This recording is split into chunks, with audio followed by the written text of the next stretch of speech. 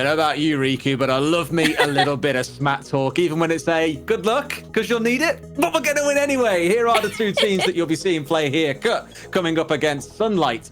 Now, Risk, Boss Joe, Mr. Nice himself, 69, Timus, Raisin, Solo, Waleed, Mads, and Leto. Lots to look forward to in this game. As said, there is a big rivalry. There is no one strong outlier, it seems, in terms of strength, as these series always seem to go close. But so far, Cut, quite ironically, are just a cut above ever so slightly. I love it. Exactly. It has been one of those things where it's slowly becoming closer. And Sunlight, of course, when we look at their previous or like their history, they've been swapping players here and there. And remember, that's what Raisin said. They're planning a surprise. Maybe that's their way to switch things up a bit, to hide picks by switching up roles from time to time. Absolutely. Well, guess what? We are wasting no time here. It is time for our pick and bans. Pantheon and Akali, the first two being taken away. No surprise at all. Yes, I'm like global ults now getting taken out. Wouldn't be surprised if a Twisted Fate may come along in the draft, but it looks like this Annie will be taken out.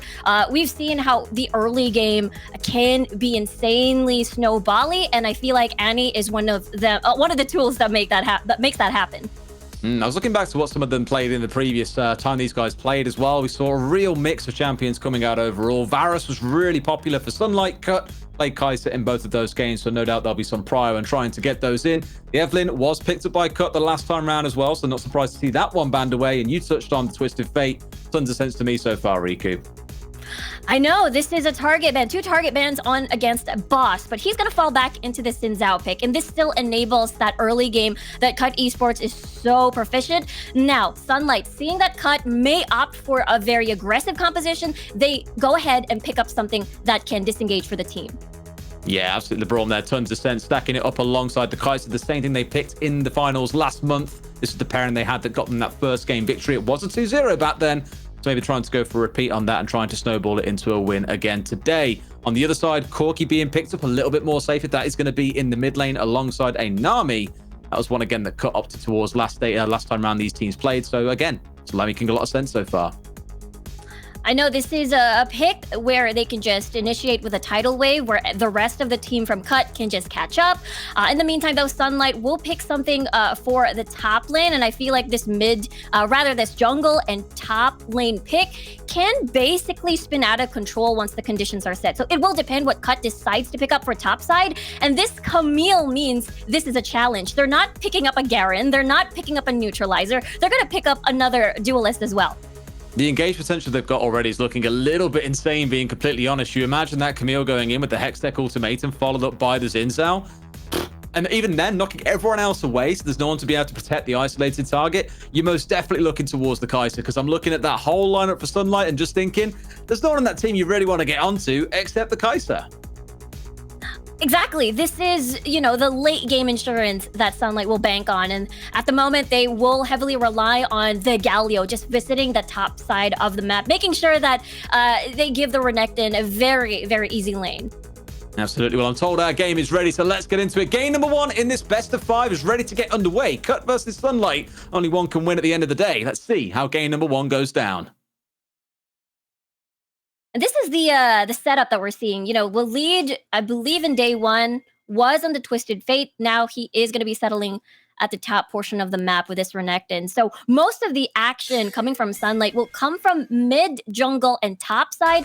And in the meantime, for Cut, they will be waiting for 69 to get his 2-item power spike. And it's quite similar as well. Risk and Boss will pretty much tag team together, but actually, it is Risk at top side. It's a Xin Zhao top. Okay, kind of surprised by that. I know what we've seen for the longest time was Doom, for example, playing an awful lot of Xin Zhao in the jungle, just kind of being this menace in the front line. So I think like you, also expecting to see it in the jungle, but no, a bit of a switcheroo there at the last second. Exactly. So I think this doesn't really change the dynamics. It will still be Boss focusing on top side, and it's definitely going to be scary, especially pre-level 5. And they really should, Waleed should be careful in that lane. Yeah, the one thing I'm keeping a close eye on as the game kind of progresses as well will be the Nami ult coming out against the Braum. You know, they can block and deny pretty much that entire ult. So one thing to be mindful of, if that is their big team fight tool, does the Braum hold on to the shield? Does he hold on to the Unbreakable? Or does it get consumed for something else earlier into the fight? For example, looking towards the Seraphine. There's lots that he has to be mindful of here. So that Braum, as we all know, incredibly impactful by itself. In this game, even more so. Especially with the 5v5 cons. I mean, Ignite already going down the top side here. Waleed not going to find himself going down just yet. Did have that barrier in reserve in case he needed it. And Risk will be able to heal himself up, of course, with that passive every third hit. A bit of healing coming through, and at the same time, a bit of a scrap going down in the river. Boss jetting away. Vi here, still on full HP, and that should be this crab secured for Sunlight. Yeah, the trigger discipline from Waleed over here, not popping a barrier or even a flash. So that is going to be, you know, one summoner spell ahead for that 1v1 matchup. He will definitely need that, especially if Boss decides to visit the top portion of the map. Or rather the other way around. Level 5 may come soon for the jungler, so I feel like Solo would take that as an opportunity, especially he has been lingering around this area as well. Yeah, if he's looking up there, just trying to get this Renekton snowballing. We know that at least on League PC, used to be quite an impressive lane bully. Exactly the same story on Wild Rift. If he gets ahead, there should be a dive coming in. In fact, a flash in the top lane straight into the tower. He's going to get burnt out. Nothing he can do about that one except try to turn tail and run. And you're not going to get away from a Vi flash ulti. First blood to Sunlight. Exactly, all according to plan here. That's their first visit. That is it. They really want to get Waleed ahead on this Renekton pick and then leaving Mads as that late game insurance. And so far, so good because Risk on the Xin Zhao is just insanely vulnerable. I'm worried about the Galio here in River as well. I think if Boss goes in, then you know straight away you're going to have a Galio flying on top. But seen out by a ward, there's going to be no aggressiveness coming out of Boss. Instead, opting to go for the recall here. He had that early recall from being contested on top side and got the Phage. Trinity forcing the first item, still building towards that. Once that's online, that's what you'll probably find his dual potential goes through the roof. A replay again here. Zero that could be done by the Xin Zhao in the top lane. It's, again, there's a Xin Zhao is a pretty much all-in type of pick, and there's really no way for you to go out, therefore no disengage on your kit. Therefore, this is Sunlight's way to take advantage. Yeah, one way to look at it, I mean, being isolated down, we spoke about this Camille and the plays that you can make off it, but Waleed here getting away. Did have the barrier pop, flash use at the very end. Maybe could have walked away with it, but that's the ult spurn on the top side. Big getaway from Waleed, and now a massive opportunity for elsewhere around the map to see if anything else can come in from the Vi, who at the minute is just doing jungle, so not really too much to worry about there. Now you're going to see the Herald and the Drake coming online at the same time. Of course, that change that came through to try and drive that interest across both sides of the map, but I imagine you're going to see everyone starting to converge on the Drake side. The first dragon of the game. Biggest question is, will any of the teams want to prioritize this if they're willing to give up just the Rift Herald exchange because of the 2.4 patches? It is now live and early, so we'll have to see, because looking at Cut's decision, it seems that they're still not converging towards the Rift Herald because they don't have priority in the mid lane. The reality here is they might take this one and just run straight towards the top side as the group has secured that. The Renekton may even look to start him up, and Boss is walking straight into the Renekton. Don't think he even knows at this point. Maybe finding himself caught settled towards the top left of your screen, forced away. Good to catch the jungler, burn that health bar down, even a fraction. Because that means the increased chance that you're not going to see Cut trying to contest this Herald only increases, and already all 5 members rotating up for this Herald. That's where you're seeing that 2.4 change come in. Exactly, tidal wave. That's it. This is the problem. Being blocked out by the Unbreakable, gets collapsed down by the Corki anyway. They're being absolutely melted in the back line here. The Corki's in the back. Everyone's diving through. The Vial coming out, but it's onto a Corki who can dash away serendipitously. Nothing else to worry about. Although they've walked away with what looked like a command and control in the middle of this game. Cut managed to get the clean ace coming up against the side of Sunlight. An ace super early, and even though Cut did not get the dragon, they're still able to win that team fight. And with that, I feel like what happened was, you know, it was a temporary 4v5 on paper, because that's a really, really good cancel on the Encore coming from Lido. But at the same time, Solo was busy hitting the Rift Herald, securing the Rift Herald. So it was a temporary 4v5, if you will. And with that, Cut very, very happy with this composition that they've formed. Very, very strong 5v5, especially early into this game. It's what we spoke about as well with Risk and Boss just stacking up in the back line, melting through Waleed and melting through Razen as a duo. This is the thing, they're already quite innately tanky, but coming up against tanks, you are going to outdamage them every single day of the week. With no backline there to try and support the front line coming in from Sunlight, no one really around to protect the Kai'Sa anymore. All those kind of AoE effects layering down in the river, proving absolutely massive for them. It's a great way to get some of that gold swinging back in their favor. Not yet enough that they've caught up. That gold gap was about 4K or so. It reduced to about 1,000, but still you're looking for more plays on the side of Cut to try and restore the balance in this game. Yeah, they're definitely happy with that pickup for sure. They do want to propel 69 most likely, get that 2-item power spike, but a dive? Yeah, the dive straight in there. The ult following in as well from the Braum. Everything comes together all in one. They get this down. The Galio on top keeps him alive for a second, but Joe, flashing away in the split nick of time, manages to walk away. But the Corki, he's not going to have any such luck. This tower should be going down, and with the kills coming in, everything going the way of Sunlight. Top lane is a bit of a scrap. Waleed finding one, flashing away. Does he make it? No, he doesn't. Boss collecting the kill. But my God, a 1-for-1 in a 2 versus 1. It's a good outcome for the Renekton. I know, it is so many fights happening from top and then at bot, and it was Waleed who was able to at least take one down with him before he perished. And now Sunlight leading with the tower first blood gold. And this is going to be very important because in a few minutes, it is going to be the Infernal Drake, which is going to increase the damage output so much, even more for Sunlight, if they do secure it. I mean, when you look at the way the kills are shaped up, we were at 5 and 2 before that. So 3 kills for Sunlight, 2 for Cut, and you'd be going, okay, it's not all bad. But look at what that has done because of the map movements, because of the play onto the first tower blood. 3K gold difference now established. You're going to start seeing Sunlight coming ahead. And here's that replay once again, Riku.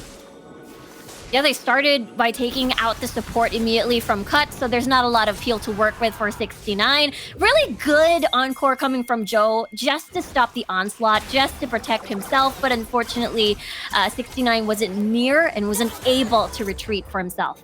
Yeah, Raisin's ult for a second I thought would be enough to keep him alive. That very brief magic shield that it gives, but unfortunately not quite all the way. Lesser being jumped on here by Boss. You're now starting to see that Camille doing Camille things. And Engage here onto the Galio's locked down, but as Boss bit off more than he can chew. No, he's not. He's the boss. He can do what he pleases. Leto almost going down. Flashed on by Boss. And that's going to be a kill going the way instead of the Seraphine there, collecting it with the more passive damage. And now they can start pushing their way in towards this middle tower. On the top side, though, there's a push coming in, potentially a 2-man dive onto the Xin. I think he'll find himself getting melted down. Risk going incredibly low as everyone else turns their attention towards the Drake. Down he will go. The big question now that's got to come through for Sunlight is, do we go and contest this Drake, or do we focus on the tower? I don't think, Riku, they'll have enough time to get to this Drake. Yeah, they are having that numbers disadvantage on this fight. This is a really good call from Cut just to push the issue. Sunlight was pretty much split up because Waleed and Solo were tag teaming at topside. They just pretty much wanted to focus on more plates, on more gold for Waleed for the later fights. And this is the fight that we didn't get to see from the mid lane. And it's just another swift kill because it's a Renekton and a Vi, just easy lockdown and finish towards Rift. And we spoke in the early game about maybe seeing Boss and Risk be playing for the top side, right? Trying to keep this in hyper relevant, get him ahead in the game. And we saw that come through in the ace, even after the initial 2v1 that came in up there.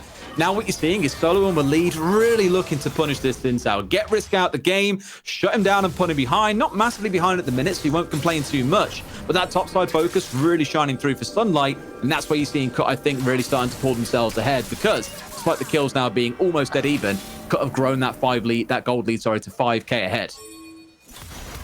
Exactly. Yeah, Waleed's going to be a huge problem in the later 5v5s. Good thing, though, 69 does have that Valkyrie for reposition, and he does his... Oh, dear. Oh, Boss might be in trouble. Yeah, in comes Raisin as well, but dashing away. It's the Camille, hypermobile, never going to be able to lock her down for long.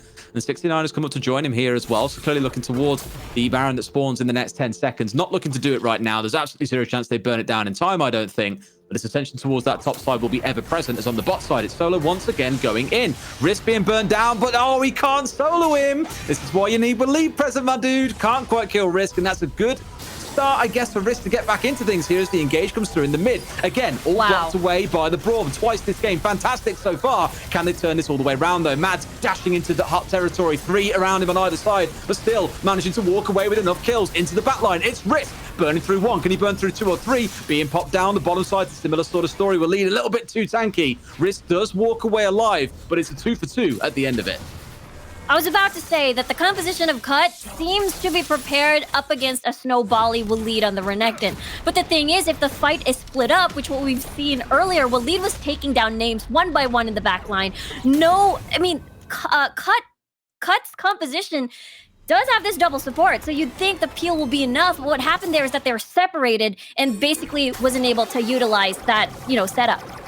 It's this block again from Leto, by the way. Gotta give him a shout out for that one. They dodge away from the wave and then immediately gets in and saves Mads, who flashes away just to be safe, but then has the ability to step back in from the back line to the front. Was a little bit nervous about that ult when he dashed into hot territory. I was like, maybe a little bit too much, but does work out for them relatively okay in the end. And Risk, I thought he had a real opportunity to go massive, but that Braum stun coming through huge. Massive props to Leto so far. Been a phenomenal player this game. Yeah, he's keeping an eye out on those tidal waves, those tsunamis, and as well as the Encore. So he is doing a good job just stopping any of the key ults to start a fight coming from Cut. And now Sunlight hoping to get, dibs or that area control near the Baron, considering the fact that most of their tier 1 towers are still up. Yeah, and here comes Waleed as well, the richest man in the game right now, but the old man with the broken crown is not always the strongest, and absolutely the case here, because Boss is melting through and decimating him, turning him into slippers. One more hit and down he goes. This is where you really start to see that Camille come online, but low on mana in a 1 versus 2 in enemy territory never really ends out too well. Mads dashing through into the back. Boss should be going down here with no mana left at all. Will get cleaned out, and this surely is where the attention starts looking towards the Baron. Mid lane, it's Raisin, him getting burnt down, back and forth between the two teams. And sure, Sunlight walk away the worst for wear here. Solo getting dived onto as well. The counter engage coming in straight into the back line, but can they burn him out? No! Tossed away by Risk, and like that, there's a huge turnaround coming in for Cut. And with Mads also starting to chase them down, this game does not want to calm down. I know! This game has no chill, and we are reaching just the 20 digits. I am doing this right. Leto, though, very alone. He's in danger. Yeah, enough here that they'll stay alive, I think. But again, the attention turns towards the Drake here. One apiece on either side. No jungler present because Solo is still dead here. If they steal this away, it is absolutely catastrophic. Boss secures it, and now the big engage comes in. The Renekton going dangerously low, forced to flash away. In comes the Galio to try and join and save something from this fight. Manages to burn down Risk. That Death Cap doing work, but you're leaving Cut 69 all alone. And you know what he can do? He can cut you down something special. Boss, I believe, was the MVP in that fight. He basically zoned out the rest of Sunlight. Therefore, Raisin's engage was actually null. It was voided. And I think that is what happened there. And again, the secure onto that Mountain Drake really did wonders for the squad. Let's take a look at that again. Really nice encore just to make sure that they get the position, that they made sure that they managed to zone out Sunlight. But in this case, as you see, Boss, I think solo zoning everyone from Sunlight all by himself. That's the thing, when you have that Galio coming in, you assume, okay, that's the go sign, boys. That big red circle appears on the ground. That's kind of the get in this zone, because we know this is the ground that we can take, else they're getting knocked up. But Boss, we spoke about that Camille constantly here. There's always been slightly behind in gold compared to Solo as well, and you look at the two of them and that's how things are shaped up. But still doing enough work to make himself highly impactful. Here, isolated a little bit there, might find himself in a spot. A hot bar, the TP coming in. Oh, now is it going to be the Renekton that gets isolated out here potentially? Not the Renekton, sorry, the Risk coming in, sorry, or the Xin Zhao. He was spotted out for a second. I think he'll get burned down. Question is, can they clean up the rest? In comes the Galio again, zoning away the Corky's down to almost no HP. They burn through yet another double kill. The Viol's still online. Should be able to burn through 69, and this is what happens. Cut. They've overcommitted, and Sunlight have slayed their opponents. It was a 4v5 too, as Waleed was split pushing, so they've handled that situation perfectly, and they even get rewarded with a bonus Baron, and that's 20 seconds more or less on the clock for the death timers to come out. At this point, there's no point in bothering trying to stay as well. The two supports here doing what they can, holding hands down to the bot lane, but there's a big bad wolf or a big bad crocodile, if you want to look at him that way, who fancies sinking his teeth into one or two of you, still taking a lot of tower damage, but might be able to bring down the Nami down to almost no HP. Won't be able to quite convert the kill, but this tower's getting absolutely smashed in the bot lane. Waleed, the richest man in the game earlier on, it continues with this split push of terror.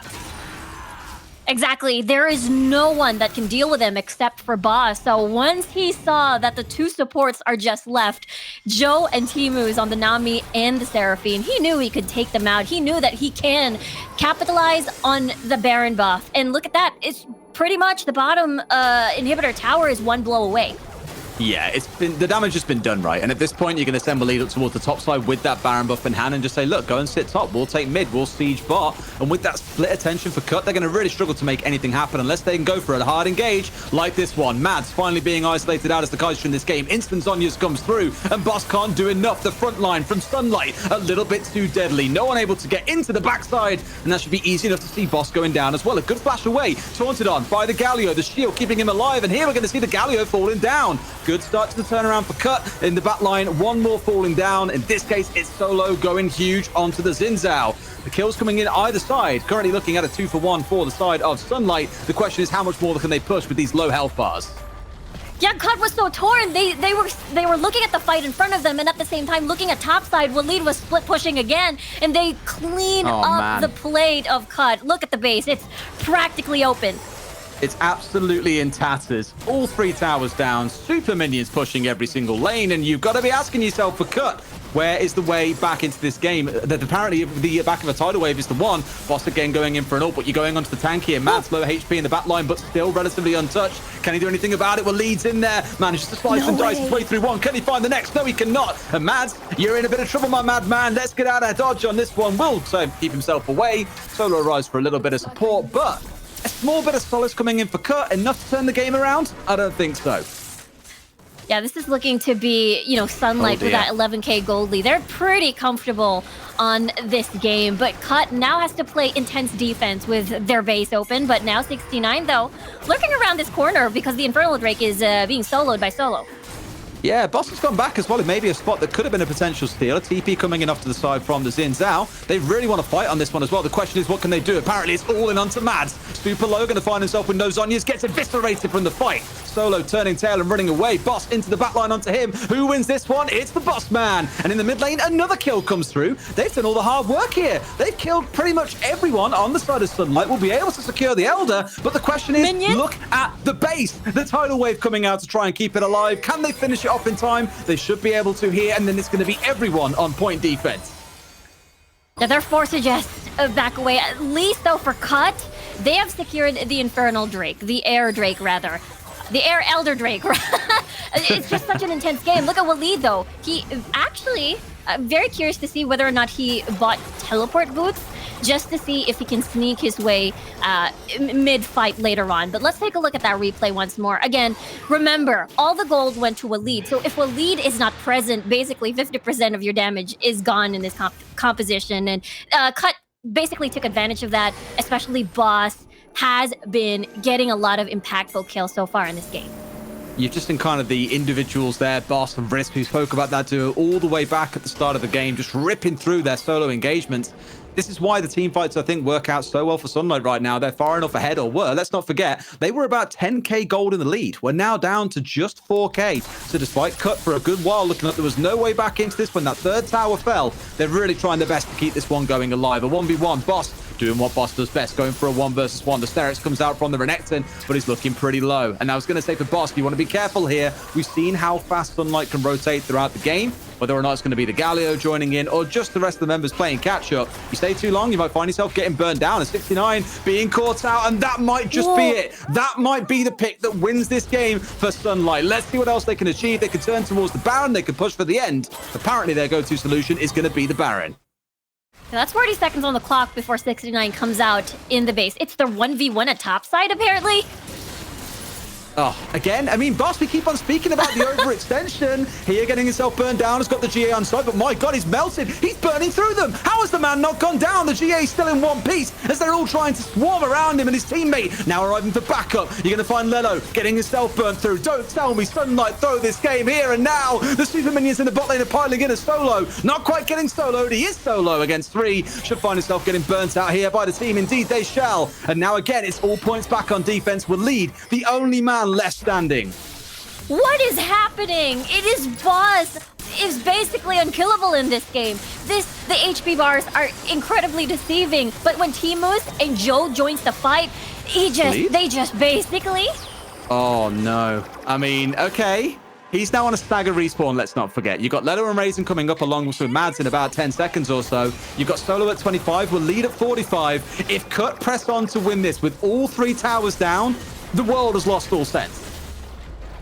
they're gonna keep pushing. You're right, it is Mads and Raisin at least coming back online and sending down the 2 supports to at least push the waves and get a little bit more of that breathing room for them to work with. And now for Sunlight, this is getting a little bit too scary for them. And I'm curious to see if they're going to do something sneaky, like a possible, 5-man teleport? But let's take a look at that replay again, because this was Boss basically 1v1ing Waleed, and really nicely done by Lido again for blocking all the important ults. But at the same time, look at Boss. He has been living. He has been dodging everything. Look at the heals, look at the shields coming from the Seraphine and the Nami. And it's incredibly deceiving, because Sunlight would always want to 100% commit, but then Boss doesn't die.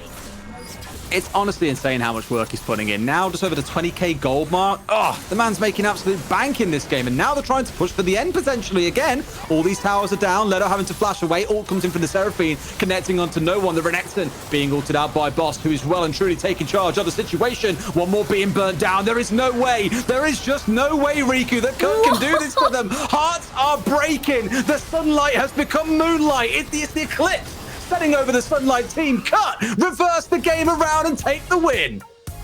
What a crazy game number 1. And take note, this is a BO5, and we're starting it off with this game. And what is that? 10k, I know, 10k gold lead in favor of Sunlight. And then Cut basically held on, Boss being a boss in every single situation after 15-minute mark onwards. And yeah, what did we just watch? Oh my mind blown. We mentioned about Boss. We spoke about him at the start. The Camille. Oh, it's not in the jungle. It's not in the top lane. He just goes to show. Sometimes that kind of overcommitment can come back to bite you, but he made it work time and time and time again. It's absolute magic. If all the 5 games are like that, I'm here for it. I'm living for it. We ain't going to bed anytime soon. Now, I believe, Riku, that you've got a clip for us to take a look at here up on our drawing board. So should we head over there now and take a look? Yeah, I believe it's going to be ready in a few seconds, but I believe I spoke about the sunlight and I spoke about the moonlight, the darkness. This is just one of those again. The boys are real sad right now. They don't want that game to be seen again. They've got onto our servers. They've deleted all the clips. We're not allowed to see them is the way I'm looking at that. Yeah, I think they're just wanted to take their time for that replay, but yeah, I really enjoyed that game just because it was like a trickle of some sort. And then we get to see, again, this is just one of the fights where it was Boss basically 1v1ing everybody else. And let's take a look at, the HP bars once more of Boss. He's just dancing around basically dancing around the battlefield over here. And, Waleed says, okay, I'm out. I'm just gonna try and push this part. But then at the end of the day, it was Risk who basically saw this coming, and then he just TPs back, and basically Waleed ports back to base and gives up. Let's try another day. Do you think for Waleed it was a case of maybe overcommitment to the split push? Because it works so well for them, right? Constant towers going down, got himself involved in a couple of fights. He was doing a great job, but when these fights all started kicking off, he wasn't present in many of them. The Xin Zhao, though, was. And that's the thing, most of the gold went over towards Waleed, so he was incredibly needed in most of the fights. And it is the right thing to do. You wanted to try and split push. You want to take advantage of your gold lead, but at the same time, you had to face Boss. So you had at one point, you had to join the rest of the squad so that, Raisin can set for you with a Galio, and, Braum will be able to go with you with a Stacks and try to keep doing the unbreakable things and block out the Encore and as well as the Tsunami. Absolutely. I tell you what, I could do with a little bit of water right now. I am absolutely sweating, but you know what? The series waits for absolutely no one. Game number 2 is ready. Let's get into it.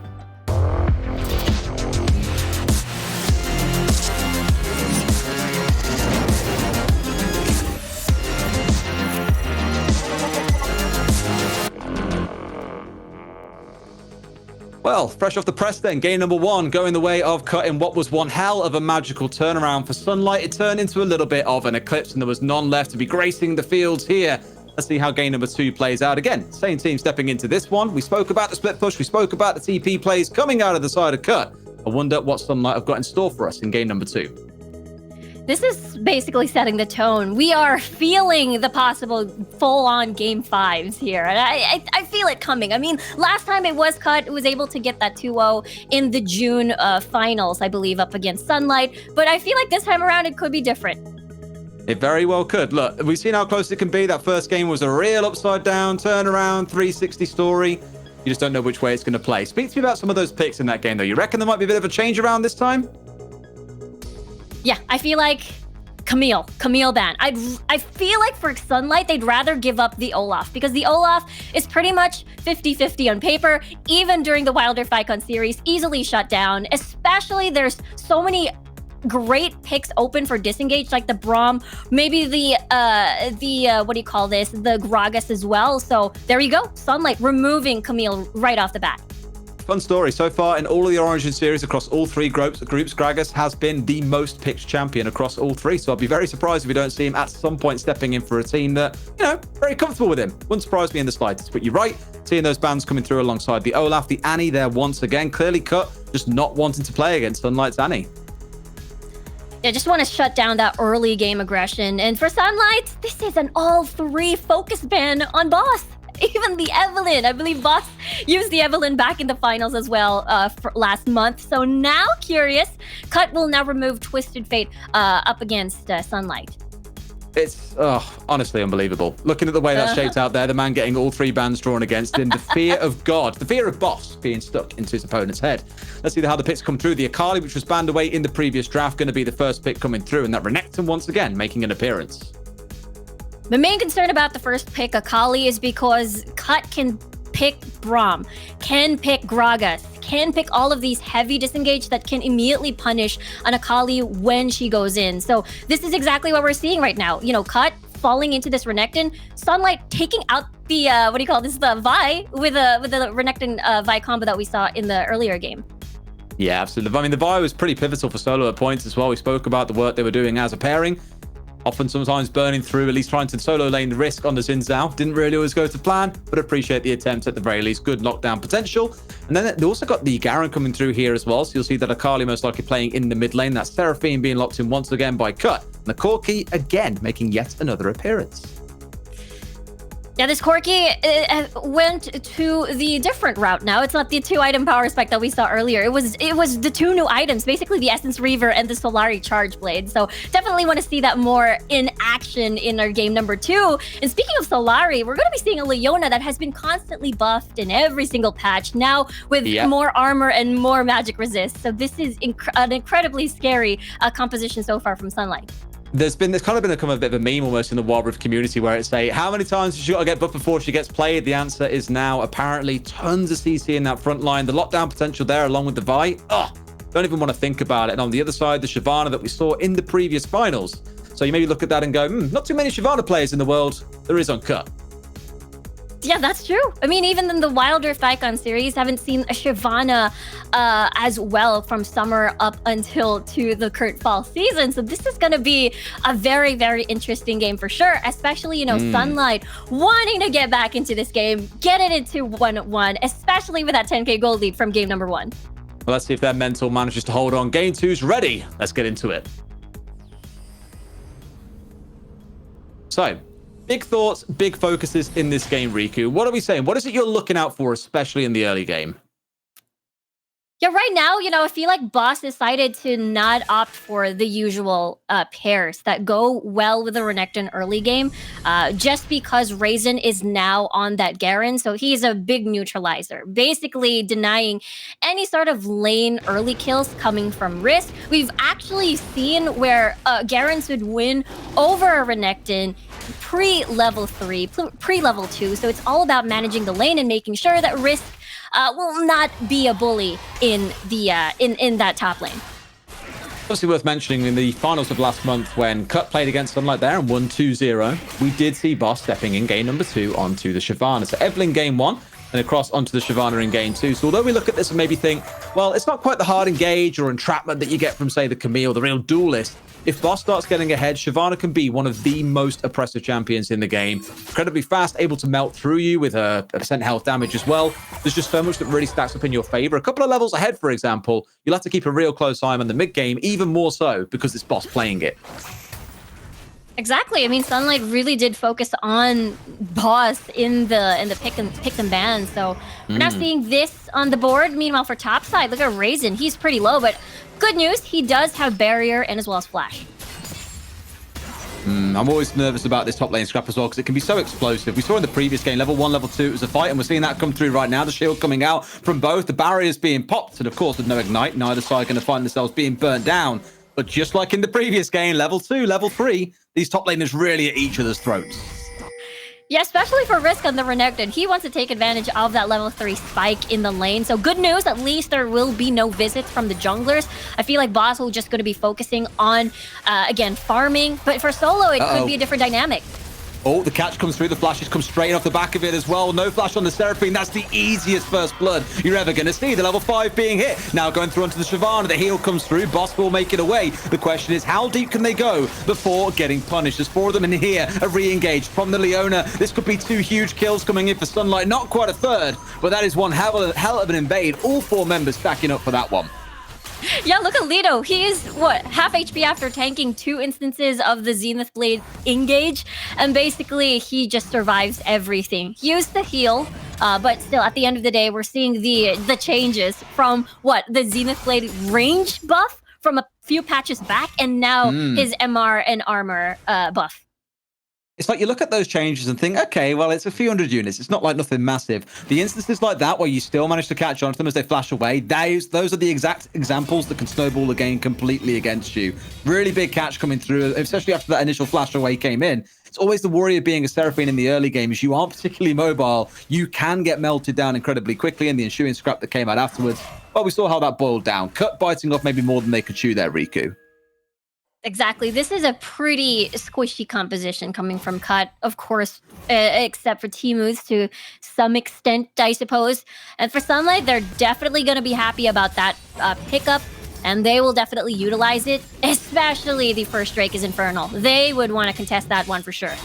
Absolutely, and that's online in about 30 seconds time. So keen to see if either of these top laners look to make the move down as well, or if they'll stay up here and just keep on trading blows, uppercutting each other, going for the haymakers, everything they can to try and bring the other side down. Both have now got the barrier back online, but that ult being on side, that's the one you got to look out for. And I think Raisin will be the first one to back away here. Looks to maybe get himself involved. Get the flash coming in, the ult off the top. He tried to make it happen, and we cut away at the wrong time, but Risk, luckily enough, managing to get that summoner spell out, getting the barrier online, manages to keep himself alive.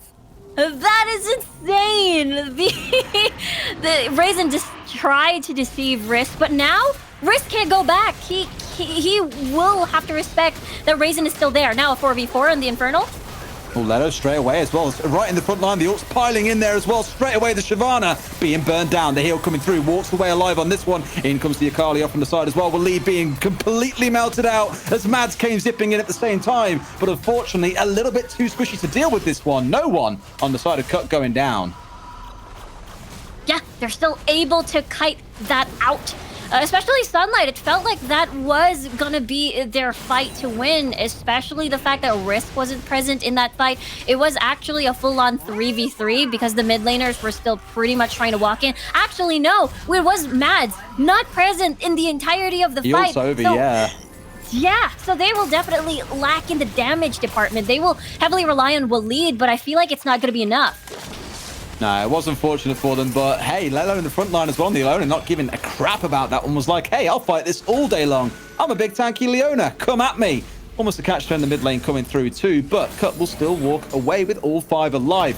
I'm always keeping a close eye on that goal difference because we spoke about Sunlight building up that 10k advantage in the previous game and losing it. If Cut keep that goal difference, nice and close, this might not work out well for them. Straight in though, Leto's in, not quite got the follow-up they wanted here. Maybe one will come to regret a little bit later on not having that ult online, given the current scrap for Herald is underway. That's so difficult, because... Goodbye. Uh-oh. Melted. Yeah. absolutely eviscerated the whole way through. They found themselves 2 kills, looking for the third now onto Joe, who again, as that Seraphine, can't get away too comfortably. And even on the top side is Corki looking to do a little bit of work, nothing to be found on. Raisin doesn't care. He's a Garen. He's getting tankier as the seconds go by. And in the mid lane, we've even got the Herald coming out. This is going to net such a huge gold advantage coming in for Sunlight. And another kill with that tower dive on 69. Waleed is getting huge. He is going to be a big, big problem in the later stages of the game. We've seen how, okay, despite you do have disengage in the form of Teemos here on this Braum, he can just pretty much melt down, burst down all of these squishy targets from Cut, and then he's just going to buy a Zonius and, you know, dash in, go golden, and then it's magic. As we saw in the last game as well, right? Mad's isolated a few times by Boss and was like, oh, Sonya's button. Can't kill me for a few seconds. I'm totally fine here. Not a concern at all for me. A bit of a replay here, though, Riku. What you thinking? I was a little bit worried for Sunlight because, again, Mads was pretty much busy at the bottom portion of the map. So they're basically lacking that other 50% damage source. But Waleed could handle everything. The thing about the composition from Cut is that they always have to be together. If they're straggling, then, you know, Sunlight has the capability of picking them off one by one. Well, Waleed has been burnt down, I believe, back in the real game here. Rissorry is dead on the bottom side of the map. They get himself cut down. That Leona already proven to be so oppressive with the CC catch that we keep on seeing come through.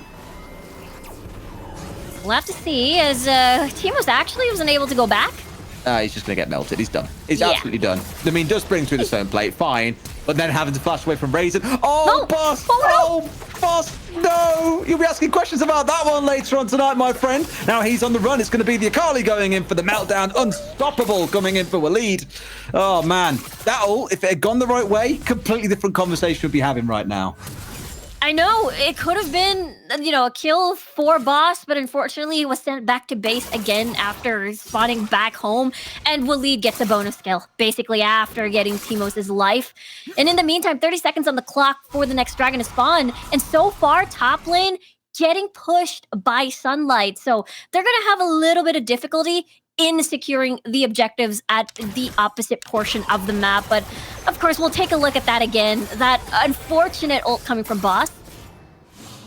Happens.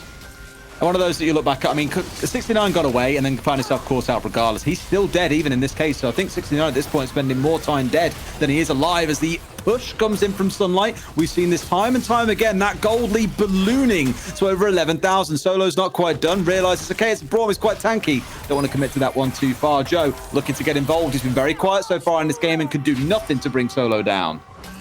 And that all started because of a blind Zenith Blade. You know, Lito was so confident that he'll survive no matter what, because the rest of the squad from Sunlight is basically nearby, so they can catch up in case he finds something in that blue buff. Yeah. I think, again, the advantage that's coming through gold-wise now, you start to ask once again, where does that come back from? Because we can say the last game with a 10k gold lead, they managed to fight it back, sure. Those things are more rarities than repetitive things in a best of 5. I say that now. I hope to high heaven to have not cursed that, but for Sunlight, it does feel like with the Leona frontlining and catching people, Solo looking really strong. A Garen, who's going to be a Giga Raid boss that no one can bring down and would lead. We've seen how fed he is so far. We'll be asking questions there around what they can really do to stop him. Yeah, it's so difficult. You know, Teemos has to make sure that he's going to keep an eye on Waleed every single time. And even Raisin... I mean, what's more to say?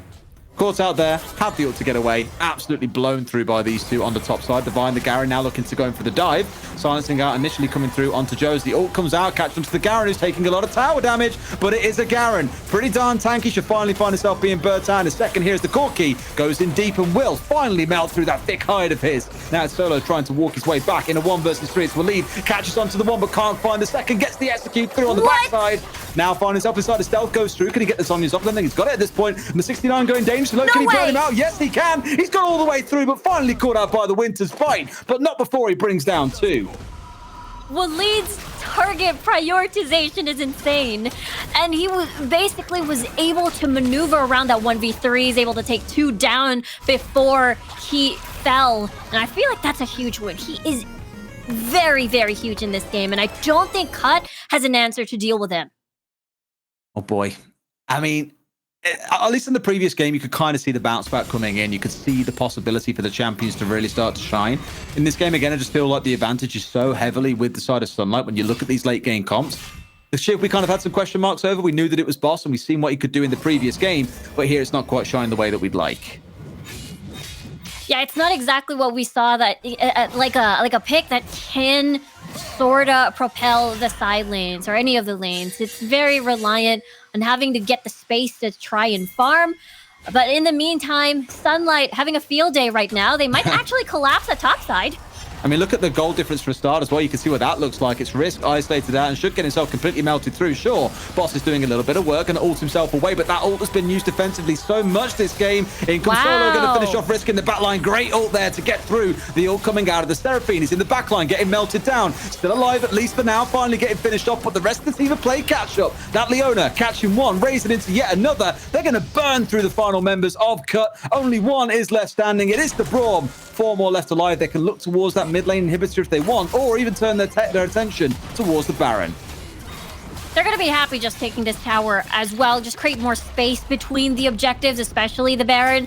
And at this point, it's just one of those things where, what can Cut do and learn and bring it to game number 3? Because just as you mentioned, Desert Chew, game 1 was amazing, but in game 2, I feel like there's not exactly the same space to come back from this game. And, so far it has been the collapse coming from Sunlight time and time again, and they've succeeded so far. I wonder if we just keep on seeing the constant bans come against Boss here, because not to say that he's a bad Shyvana who's played it before to great success, but you can see where he doesn't have that catch potential. He is struggling to find a way into the game or to have any kind of impact. He's 0-5-2, and again, I'll call your attention towards the goal difference here across all lanes.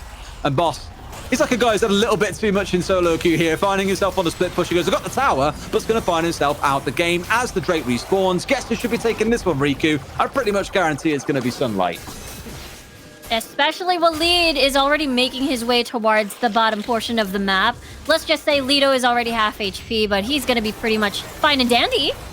I mean, Catch trying to come in on the back here as well. Waleed's the one in the front line playing inside of the Shroud. Also his way into the back line, trying to go onto Joe, but the Crop chomps down and finds a kill. Turns Akali into a new pair of slippers. Doesn't matter though, as Sunlight starting to charge their way through. Risk is low, flashes away. A flash forward by Solo should find himself melted out. There's more and more kills constantly piling through in these fights. They find themselves 3 and may even find the last match going in. Doesn't care, but he's so low. Not quite finished off. However, they turn their attention to the Drake, and shortly after, I'm sure, we'll be looking towards that Baron.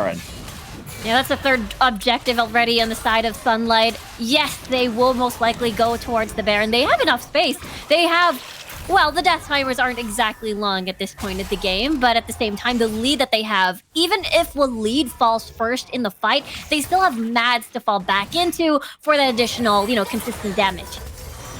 I just feel like from what we've seen in these 2 games that Sunlight do seem to be ever so slightly ahead. We'll talk about that in a second, though. This replay, though, Riku, what are you thinking? A little bit worried about Waleed there. He wanted to set up this flank. I believe it was successful because, again, Mads was still that secondary threat for Sunlight. And basically, there's just so much peel. They have the Leona. They have the Garen as well. It's just so difficult to penetrate the backline because, again, this composition... Just always playing for the catch. One coming through from the ultimate on the Leona. Counter-engage, well, not really counter-engage, well, the disengage coming in from the Braum, and oh my god, that Shyvana melting with flash and all online. Can do nothing about the CC, and there goes the Akali. Delete this champion, she's absolutely crazy. Get in there and burns through a couple of health bars. They walk away with even more kills. This surely should be the end of the game, as they're now finding themselves in a 5 versus 2. Risk really the only one that can stand before them, but no, they say let's turn around and go towards the Baron. They really want to make Cut feel this one. Sunlight, maybe feeling a little bit beat down, a bit embarrassed after that last defeat, the throw that they had. Now they're saying, we're going to remind you we are number 1, and we're going to tilt you to the end of the earth in this game. I know, look at them consuming all the wards as well, all the trinkets over towards outside of the Baron buff. But let's take a look at that replay. Again, it is, Cut. They do have one form of disengage, at least, coming from Teemos, but it just doesn't change the fact that Sunlight just has so much chase potential with a killer instinct, with so many dashes coming from Waleed over here on this Akali. And at that point, after that, after Teemos ult, what else do you have? That's the problem. Again, though, I will big up a player that we spoke about quite a bit in the first game. Ledo, we said in his Braum in the previous game, phenomenal play around it, sure. Didn't absolutely blow up the leaderboards in terms of impressive style, but what he was doing in team fights with the up blocking was great. This game, playing a less defensive role and going much more on the offensive, he has been pivotal in securing so many kills. Exactly. Unfortunately, we don't get to see that. No, I mean, flashes away. Risk knows that they've overchased. They know what they've done here, Cut, and they know they're about to get a spank bottom for it as well. Piling through, Mads in the front line, burning through the final stragglers as the double kill coming up for Waleed in the end. Goes on to a killing spree. Now, finally, surely, guys, this is the game end. Surely it is.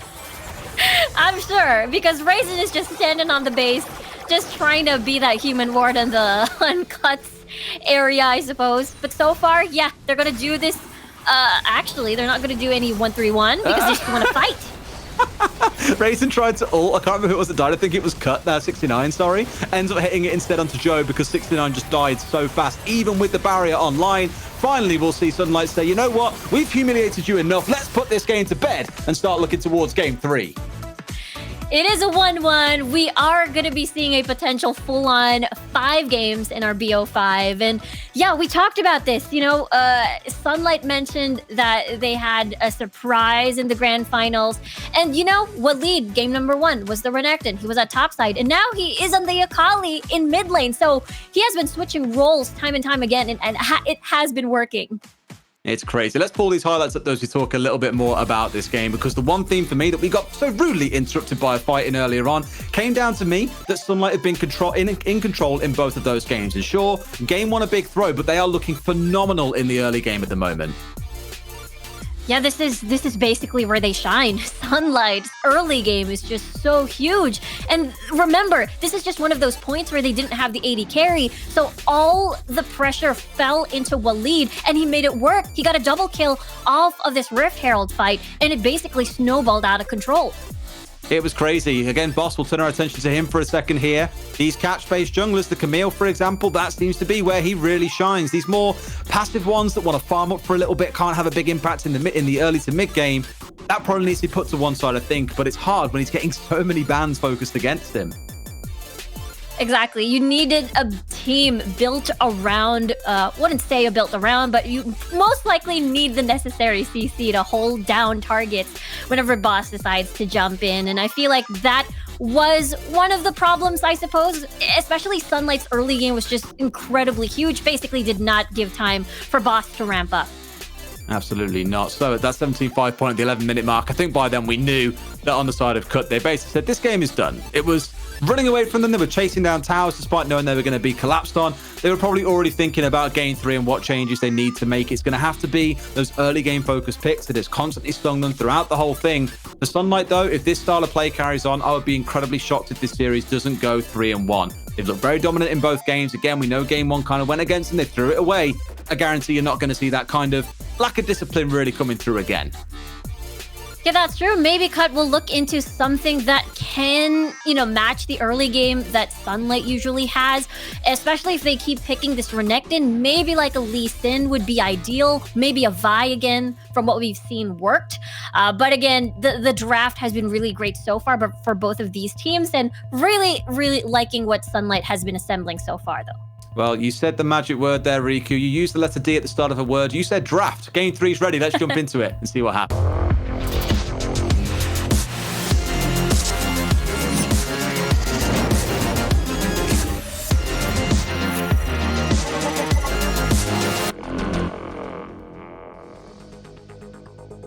So big changes to look forward to in this game, I feel, Riku. We've seen Cut fall short twice. Not quite the cream of the crop, whereas Sunlight now dazzling everyone with the bright lights they emit from themselves. So, again, catch-based pits coming in for Boss. Some early game pressure maybe for Cut might be the key to getting back into this series.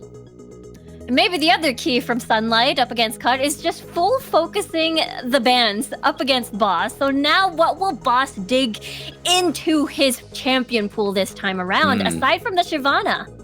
Yeah, I mean, you've got to dig deep into your champion pool here. If 3 are being banned away, 1's being picked by the other side, you're looking maybe even at, say, a 5th pick. Let's get into pick and ban, so see how it plays out. What's going to happen to Boss? Is he going to be banned out once again?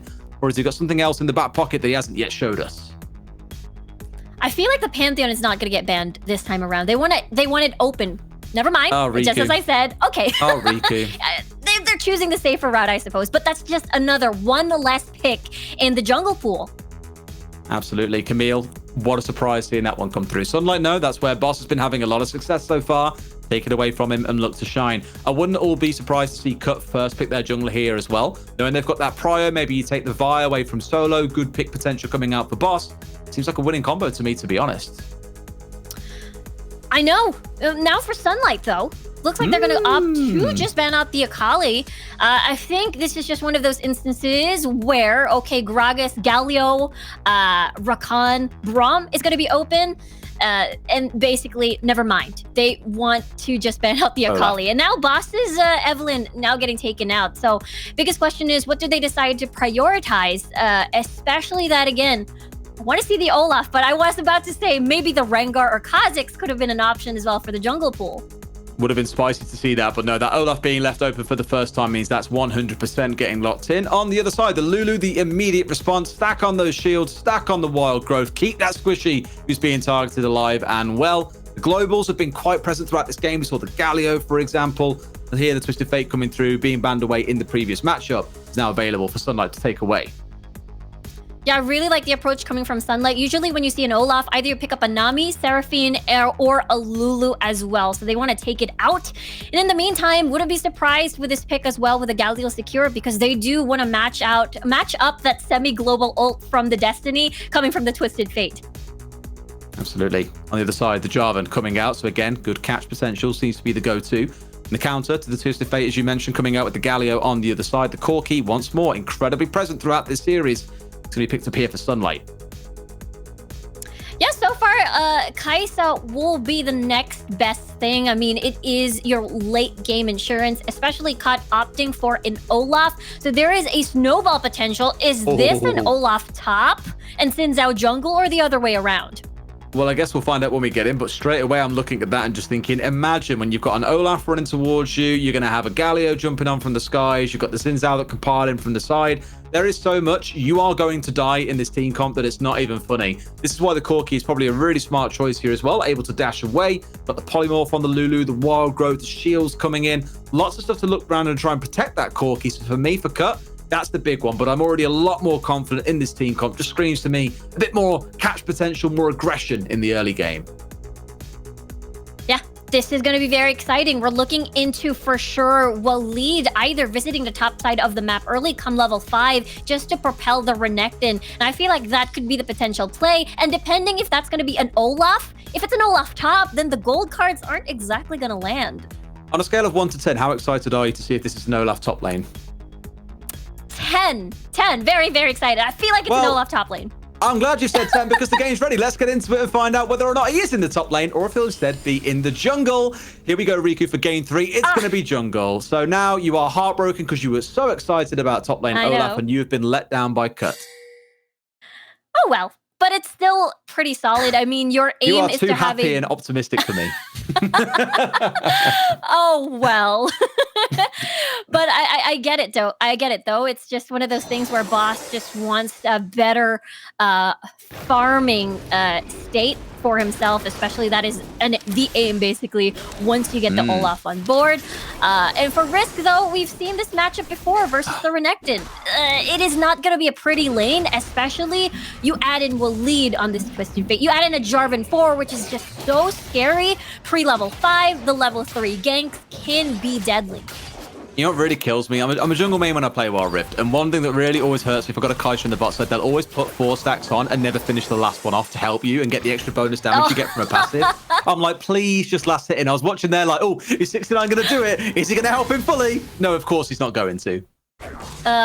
Yeah. That is funny, and maybe a little bit tilting for you, Destitute. Quite maybe. Top side, once again, we keep on speaking about this level 2, level 3, the constant scraps back and forth. Risk has already gone through the honey fruits here. Raisin, I believe, still has his available. So there's that to look forward to. Risk, of course, has the barrier, as does the Renekton. So you'll see him being okay for now. Don't forget it was Raisin that we saw on the Garen before as well, kind of enduring that early game coming out of the Renekton. I love this poke play that we're seeing coming out of bot lane already, both Leto and Maz looking so low.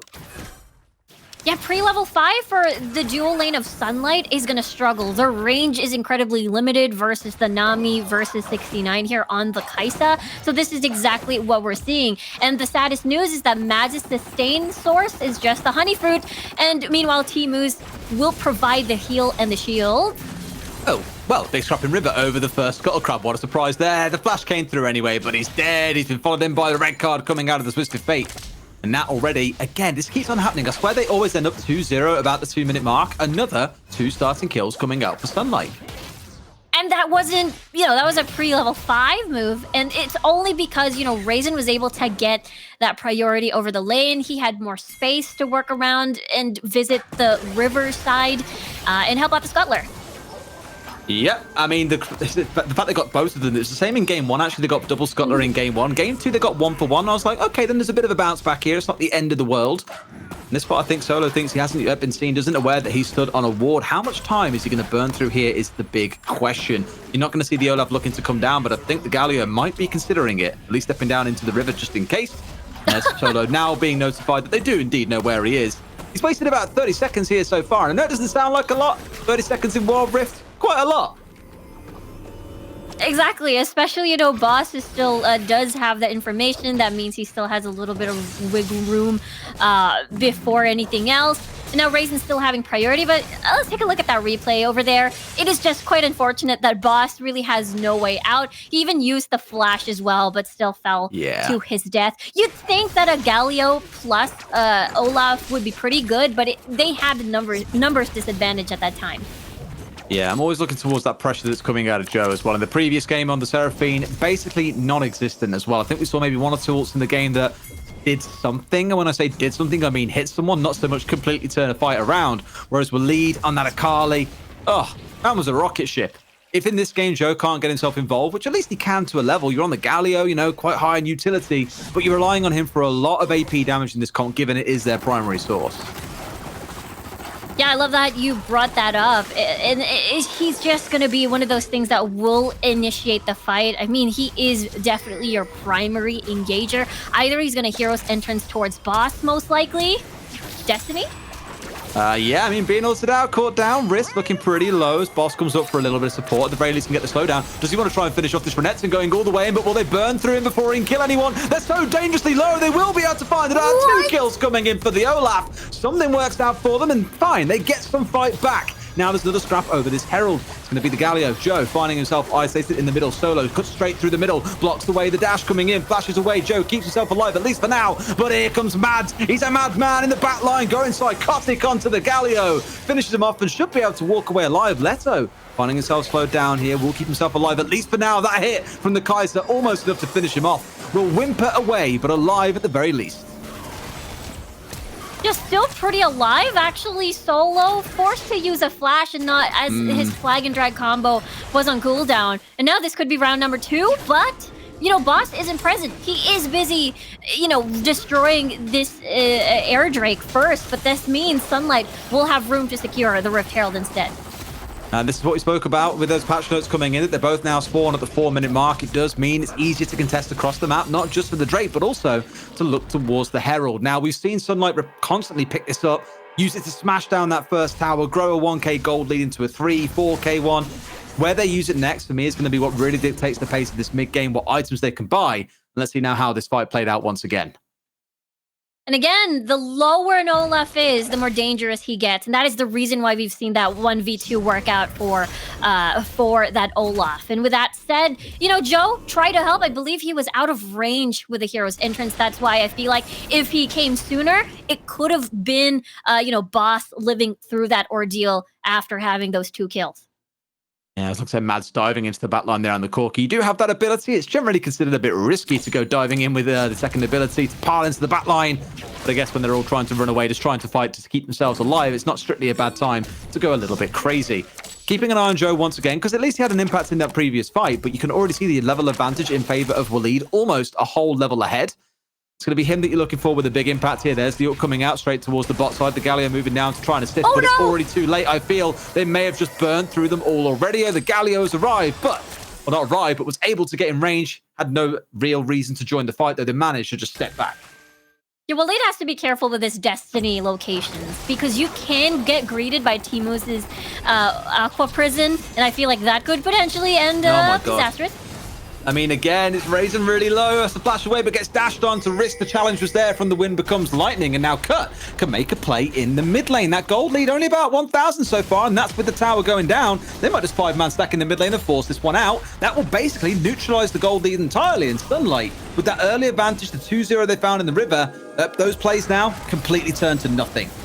Here comes the engage, though. Olaf diving into the back line. Leto, the one currently looking low, being completely rinsed down by this Olaf. Run as you like, but he will slay you with those axes. Will lead the next target, slowly burning the way through boss. And elsewhere, there's still kills coming through. So it's neutralizing out a little bit here. 2 for 2 so far as Joe steps up and finds yet another. And Cut with a small advantage might be able to get away with this one. The flash ball coming in from Waleed. They isolate him down. He's getting himself completely melted here. Will not walk away. Raises the next one. Cut. They get the ace and the 2k gold advantage.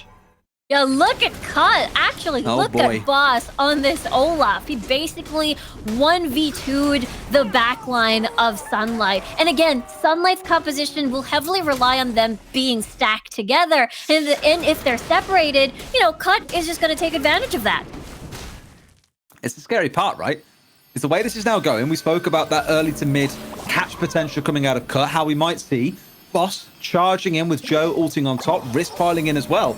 You're really starting to see that comp come to life here, the work that it can do. You put yourself in a 1v2 against Boss, who's not looking too bad right now. It's 7.7k gold, the richest man in the game. He is going to be able to cut through a couple of members there. So you've really got to see the team play from Sunlight coming together here and being nothing short of perfection. Look at it. Look at the damage, man. Leto absolutely melted through. I mean, sure, Mads manages to dash away, but they just found a free kill onto the Lulu, the one that you're normally looking to for protection. Deleted from the fight. And there's no answer. You have the CC, but when he's on Ragnarok, there's basically nothing you can do. And now Boss is just going to cash in more items. Oh, dear. I mean, Joe, you're asking questions, buddy. A little bit too far forward there and melted out by Sunlight. So even with that kill coming through for Cut, with the work being done by Boss, Joe kind of just gives it away and neutralizes it. Yeah, we're looking at a seesaw effect now from both of these teams, and it's working out so well, I suppose, for Sunlight. This is what they want. They want to get at least another kill in exchange before the dragon spawns. But at this point of the game, death timers are low. Oh man.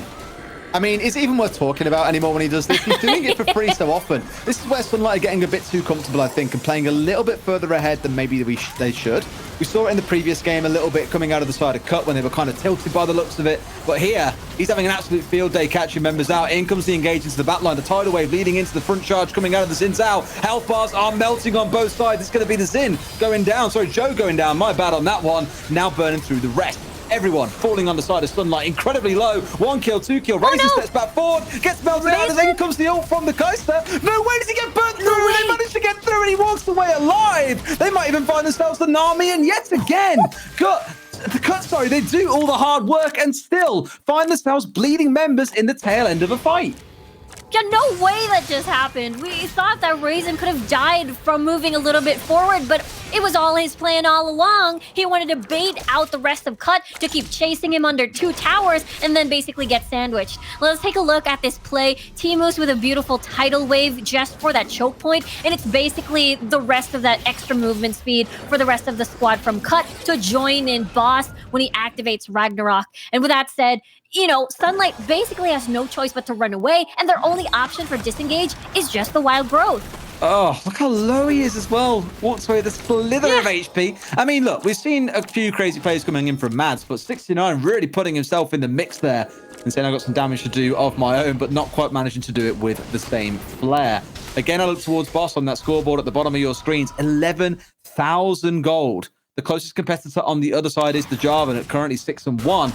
Just goes to show, even with the Jarvan being 6-1-4, just how far Boss has got off objectives, farming, whether that's, jungle monsters or enemy champions, apparently. I know, if you have to pick a fed Jarvan versus a fed Olaf, of course you'd want to take the fed Olaf, especially as the snowball potential could be insane. And that's what we're seeing right now, maybe topside. As they try and go for the pile in here as well, the taunts coming out. There's absolutely nothing the Renekton can do to walk away Cut. Slowly starting to edge themselves ahead in this game now to a 3,500 gold lead as well. On the bottom side of the map, you're getting this push coming in from Sunlight, but the problem is the Baron's on the top side. This one should be a free one coming in. The ult coming out from the Twisted Fate to provide a bit of assistance. Should find themselves walking away at the very least with a tower. Can they get away with stealing this away? No, they can't. It's secured out by the Kaiser. 69 securing it in. Solo staying alive and making a good, valiant effort, but can't do enough to keep himself alive. 2 currently dead on the side of Sunlight. I'm starting to smell blood in the water here, Riku. I think Cut might find themselves blasting ahead. This is the game that they've been waiting for sure. They're able to win the early game, and that is what we're seeing right now, especially Boss being the star, one of the stars from the Cut Esports roster. And right now, Sunlight just trying to pick up the pieces because they know that they'll lose the straight up 5v5. But let's take a look at the replay first. And again, they had the numbers disadvantage. You can see a little bit that Mads wanted to port back and help the squad. And the call was, okay, it's a little bit too late. This is a loss of a fight. Just continue to split push. It's one of those that you just keep on looking at and just thinking, how do you get away from this Olaf? I mean, apparently by doing this, you just kill him. Not quite sure why he was so deep in enemy territory there. I think he was going for Mads because it's quite low at this point. But this is the problem when you get an Olaf trying to go a little bit too solo, is things can backfire on you. You'd hate to see Cut, after playing this mid game so well, throw this one away to Sunlight, because then it's anyone's guess who walks away with the series. Yeah, for sure, because there is still, Lido there for that disengage, rather with a wild growth. If ever, Boss decides to focus, there it is. Oh. There is the wild growth plus the package. So he was just so in too deep, even consuming a flash to actually get under tower. That's insane. How much he had to burn there and how much the team had to commit to keep him alive. Nothing short of madness, but apparently that's the kind of bait that you need to catch yourself a wild Olaf. In comes Waleed here, stun card on point. Finds one onto the Nami. Can he bring her down in the back line, though? Healing up a little bit too much. Has to burn the Zhonya's. I'm pretty sure he's no longer for this world. In goes to the back line. Ritz gets 1, gets 2. And in comes the Galio for good measure. This could be the end of the game if they want to push their way forward. Baron in hand. In goes to Jarvan, trying to do what he can. Solo straight back out on the immediate one. The Lulu been melted down as well. Raisin standing there like, what do I do now, guys? GA on side is not going to be enough. Even under the Nexus, it's being melted down. Half HP, 75 down to 0. Cut show that this is far from a Far Cry of a done series for Sunlight. They take themselves game number 3. What a close series we're having today, Dezichu. This is a grand finals we're looking at, and it's so crazy. And now it is Cut getting that early game. They're able to, make Boss work on that Olaf. Shyvana didn't work out for game number 2, but for game number 3, this Olaf pick, I feel like, could be banned in the next game. I mean, look how far ahead he got again. The Jarvan was 6-1-4 with 9,000 gold. The Olaf was like 6-4-3 or something with what? 12,000? And I was like, man, that is such a kicker that you can play that well and still be so far behind. But once again, it's Boss being the difference maker for Cut. They know that's the focus. And now do we go back to 3 jungle bans in the next game? Heaven knows. Yeah, I think that is a huge possibility for sure. Maybe I bet the bans will be completely different come game number 4. Absolutely. Let's take a look over some of the big moments from that game, because again, it started really well for Sunlight, the 2-0, and this for me was the big turnaround point. The early 2-0 or 2 kills coming in for the Olaf really got him snowballing. Yeah, just as we said, the fact that Joe wasn't even needed in that 1v2 just spelled disaster for Sunlight. I mean, they were able to get early kills for Solo, but that's the thing. You wanted those kills to either get towards Mads, get towards Raisin, most especially in the early game as a Renekton. Absolutely. I mean, this one, there's another big fight that came through them here. This is where the real kind of feeling of the game started to turn. Although kind of prior to this point, a couple of fights have been won by Cut. This was the decisive one, sure. Joe got popped down, he got melted out there on the Galio, but it's this charge through the Olaf, the Xin Zhao moving forwards, the Kaiser with the support of the Nami plus the ultimate. Yeah, maybe not an ultimate like this one, a bit more defensive might really go to help, but they just had so much chase down potential, so much catch. That's what I want to see really stay for them in game number 4, because that could be the sort of thing that takes this series 3-1 for Cut. Yeah, they're basically already very close with this series, and Cut really doing a good job sort of getting their mental after that game number 2 on set. And this is just one of those instances where, okay, Boss wanted to secure the kill, but again, because of the wild growth, because of the Valkyrie, but at that point, they're pretty much very ahead and can afford, teeny tiny mistakes here and there. Absolutely. You know what, though? This series is not done. So let's get ourselves into game number 4.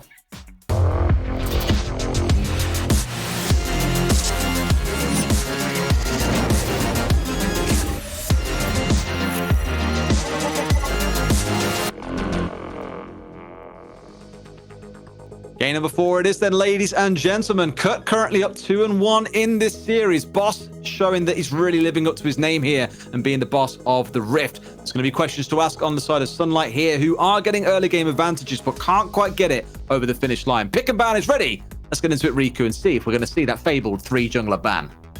I think that's going to happen, but, you know, Cut already has a solution. It has to. Now, Sunlight will be eeny, meeny, miny, mo. Which jungler will we have to let go in this ban? I like it. And now I was really Olaf. hoping you were going to make that rhyme at the end, because if you didn't, I would have been so disappointed in you, but you didn't let me down.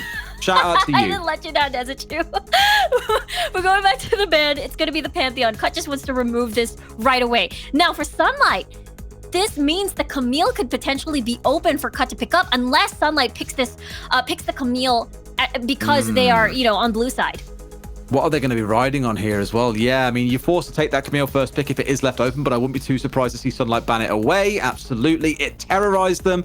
No surprise at all to see it taken away. The question now is that last ban. What do? Do you take away a jungler here to really shut down Boss, given you've already banned one? No, it's going to be the Akali. Both teams absolutely terrified of giving that away because they know it's going to be the first pit lock-in. Yeah, now what will be the default for Sunlight? And now, of course, the Annie. Throughout the whole entire series, it was Annie that was constantly banned by Cut. But now this is what? Either Joe's, or rather, either Waleed's time to shine. We'll have to see if he's going to stay at top or mid lane this time around. The big question that's in Zhao as well can be a flex if they want it to be. The Galio, we've seen that locked in a couple of times here. It did touch on Joe not really having the biggest impact on it historically. See how it shapes up though in this game as to whether or not it can be the high impact one that we know it can be. There's the pick that I've really enjoyed seeing, by the way. I keep on bigging up Leto. Had a good series so far. Quiet in that last game, admittedly, but on a very passive champion. Are you too surprised? The Darius coming in. All right, I'm down for some Pound Town. Let's go. Yes, Sunlight is aiming for this super aggressive comp. I mean, what? Zenith Blade, Apprehend, and all the stuns in the world. Imagine if that's going to be an Annie with a Proto Belt. And finally, we get to see the Lee Sin. But, you know, usually for red side, Lee Sin Renekton is incredibly strong. But now it's going to be a Lee Sin Xin Zhao this time for the pair. Interesting. Okay, I mean, I don't hate it. Let's see how it plays out. I mean, again, a lot of engaged potential between them, plus the Galio to jump in on top. Spoke about it all series long. It's a similar sort of vibe. And again, this is where we're going to see the Corki coming in, plus that Gragas. Again, the most picked champion in all of Origin series. Yeah, this is one of those things where Sunlight, either they wanted to go full engage or maybe leave room for disengage. And that is why they wanted the Gragas, because looking at the composition coming from Cut, it's basically full on let's go. Meanwhile, though, they're going to finish this off with a Nami. So expect a ton of shields, heals as well. And as well as the tidal wave, that is going to be completely impactful, especially in lane fights.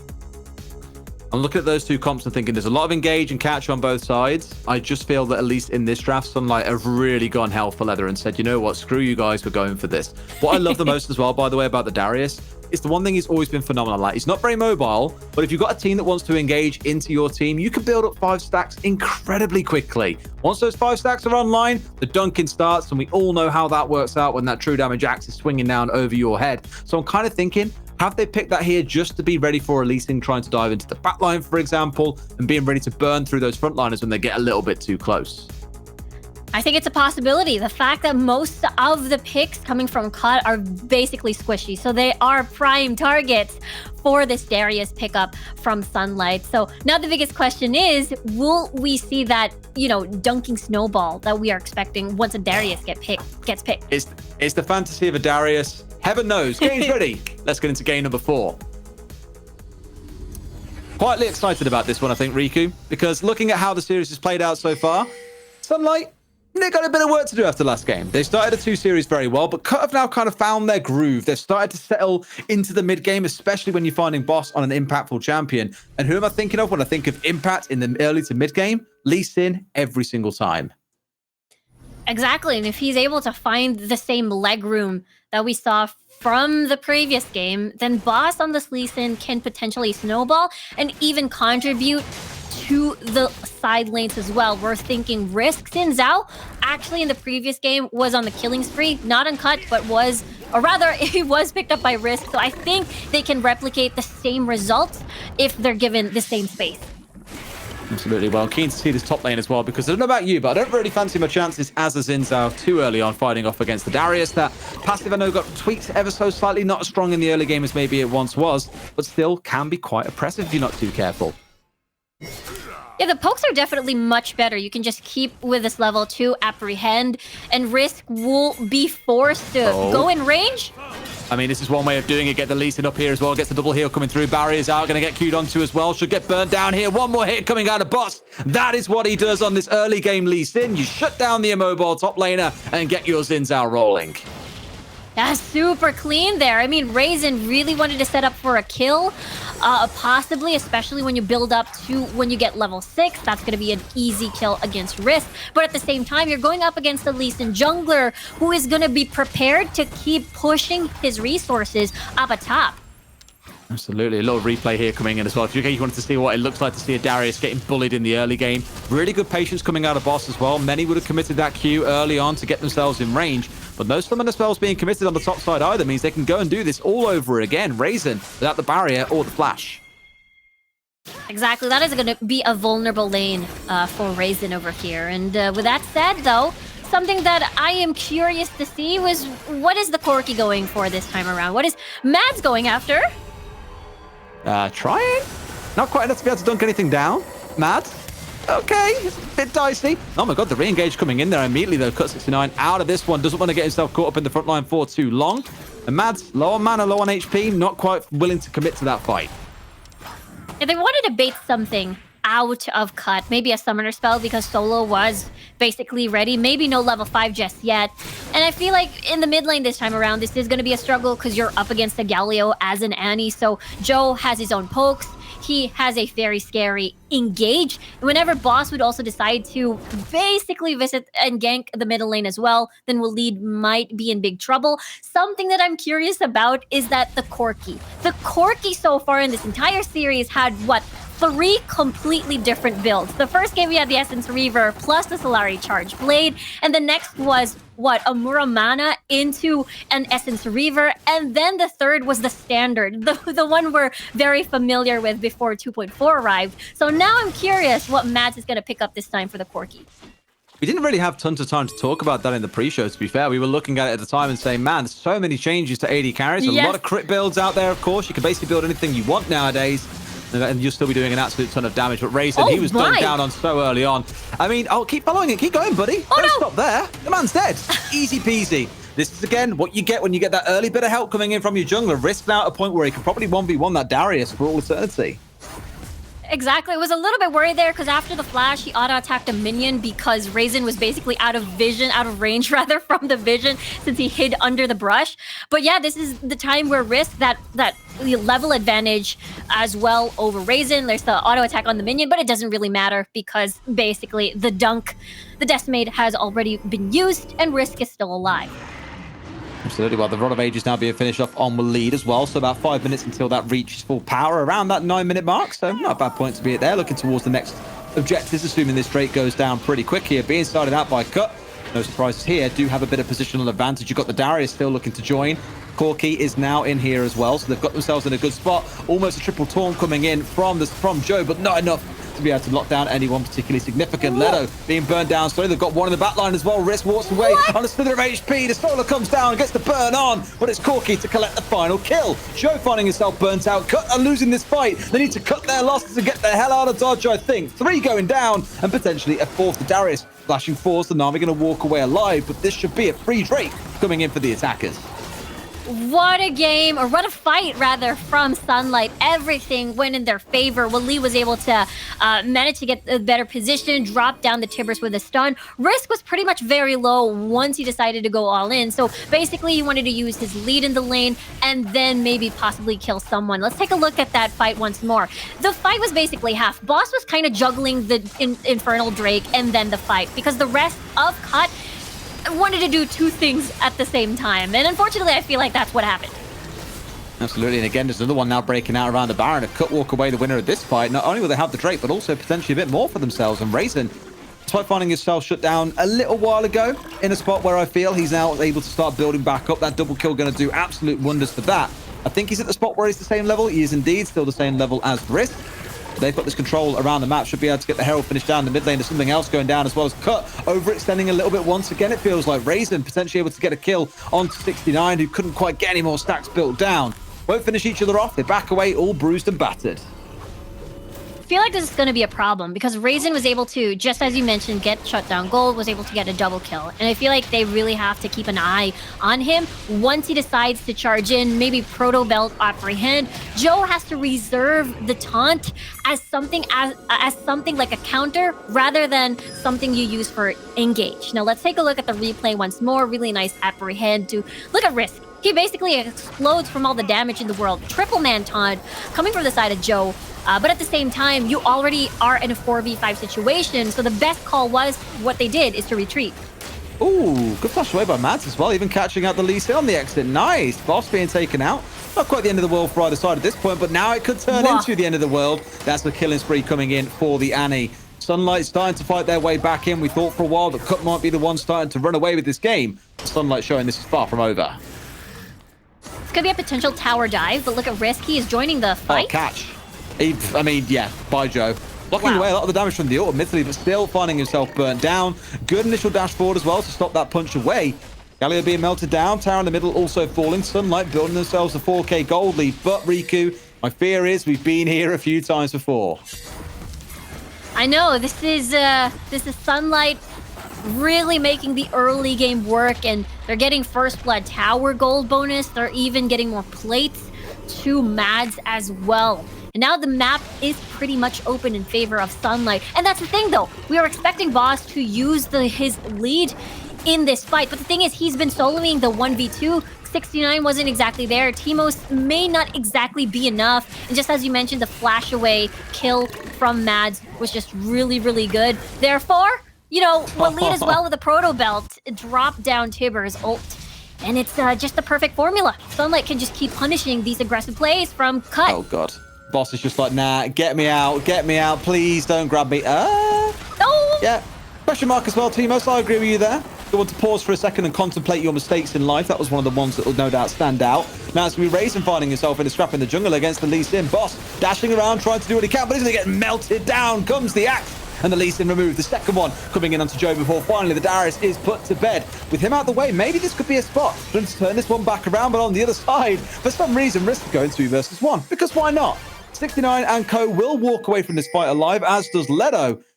It's just so scrappy between the pair of them across the map at all times.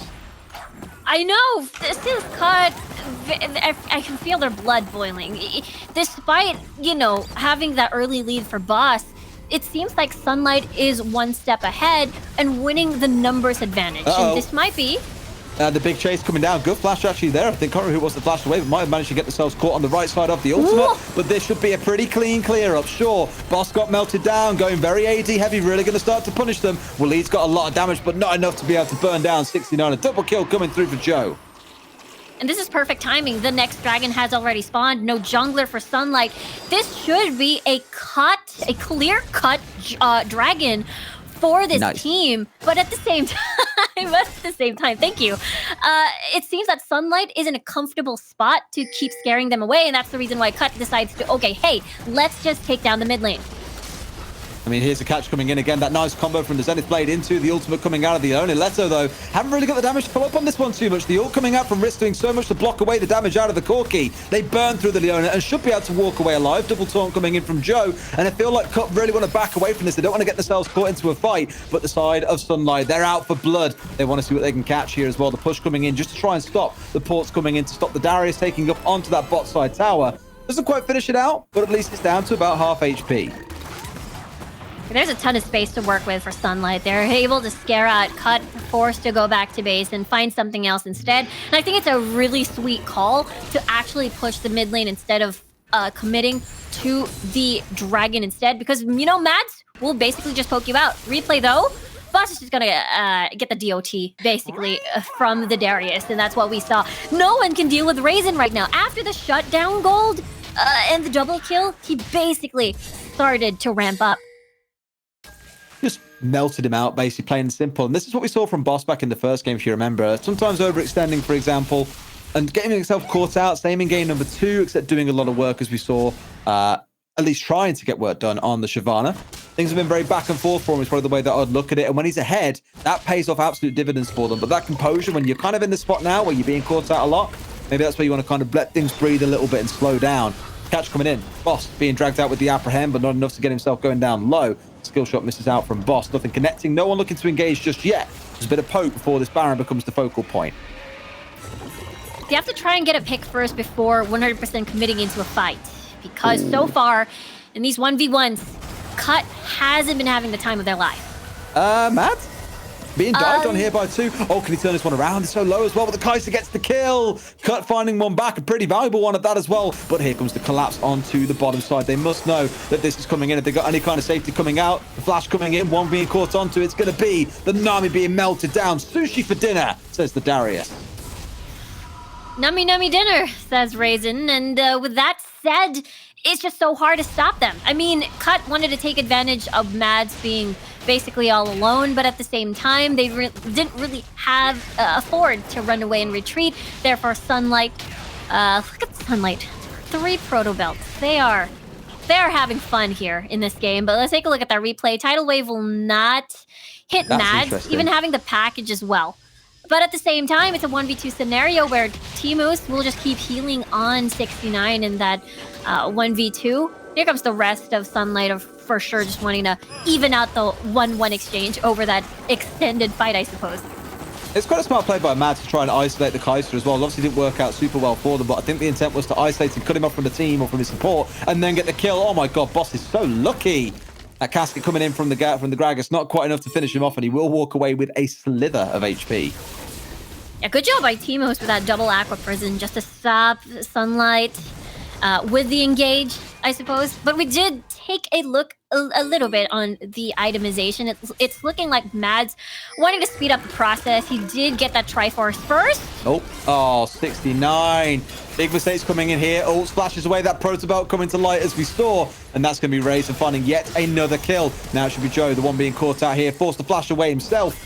Again, sometimes getting a little bit too big for their boots, it feels, cut and being cut down to size as a result. Mads not exactly needed because they've got so low in one lead. And look at Boss, he's looking for a target. But take note, that's a Leona, that is a Nanny, that is a Gragas. If you go in, you're gonna get greeted by all the CCs in the world. I was like, let's just not do this, bro. I know you've hit the queue, and I know Lee Sin has the whole, my mind's telling me no, my body's telling me yes moments. Let's just not see that happen here. Let's calm it down at least a smidge here. Reset in terms of game expectations, by the way. 4,500 gold advantage currently for Sunlight. It's not huge, and it's also worth noting we've only seen 4 towers die. We're nearly 14 minutes in. It's been pretty calm where it comes to structure death.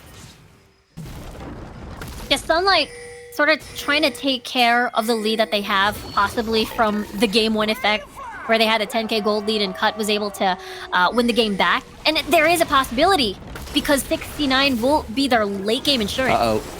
Can he go for the kick here as well? Solo gets the Protobelt away. Everyone else forced backwards. Leto in the front line might be the one getting burned through here. Quite tanky. A good kick comes through, connects onto 3. This could be the fight that Cut were looking for. Mads into the back line. 1v1 against 69. The ult comes out as well. Who wins this one out of the battle? The AD carries. Cut gets the W over back and catches onto him. He's won that one out. This could be their fight to win. Joe ulting away. And now it's going to be 69 into the back onto the Annie, melted down by the minions. Will he die to that cannon minion? No more shots come through. He walks away alive. But it's going to be the Darius, the Duckmaster, finding one more. Raisin left alone in a 1 versus 2. Does Risk really want this? You're up against the GA, against the Darius who can do magic. Does not have the ultimate on side. The barrier is there for the Xin. Look at the damage coming through. Wants to escape on this one. In comes 69. Do they really want to face off against this one, Riku? Because something tells me no. He misses the apprehend. That's what they were looking for. GA burned down. They should be able to get the finish off here as well. 69 being so careful, and they just walk away as if nothing happened.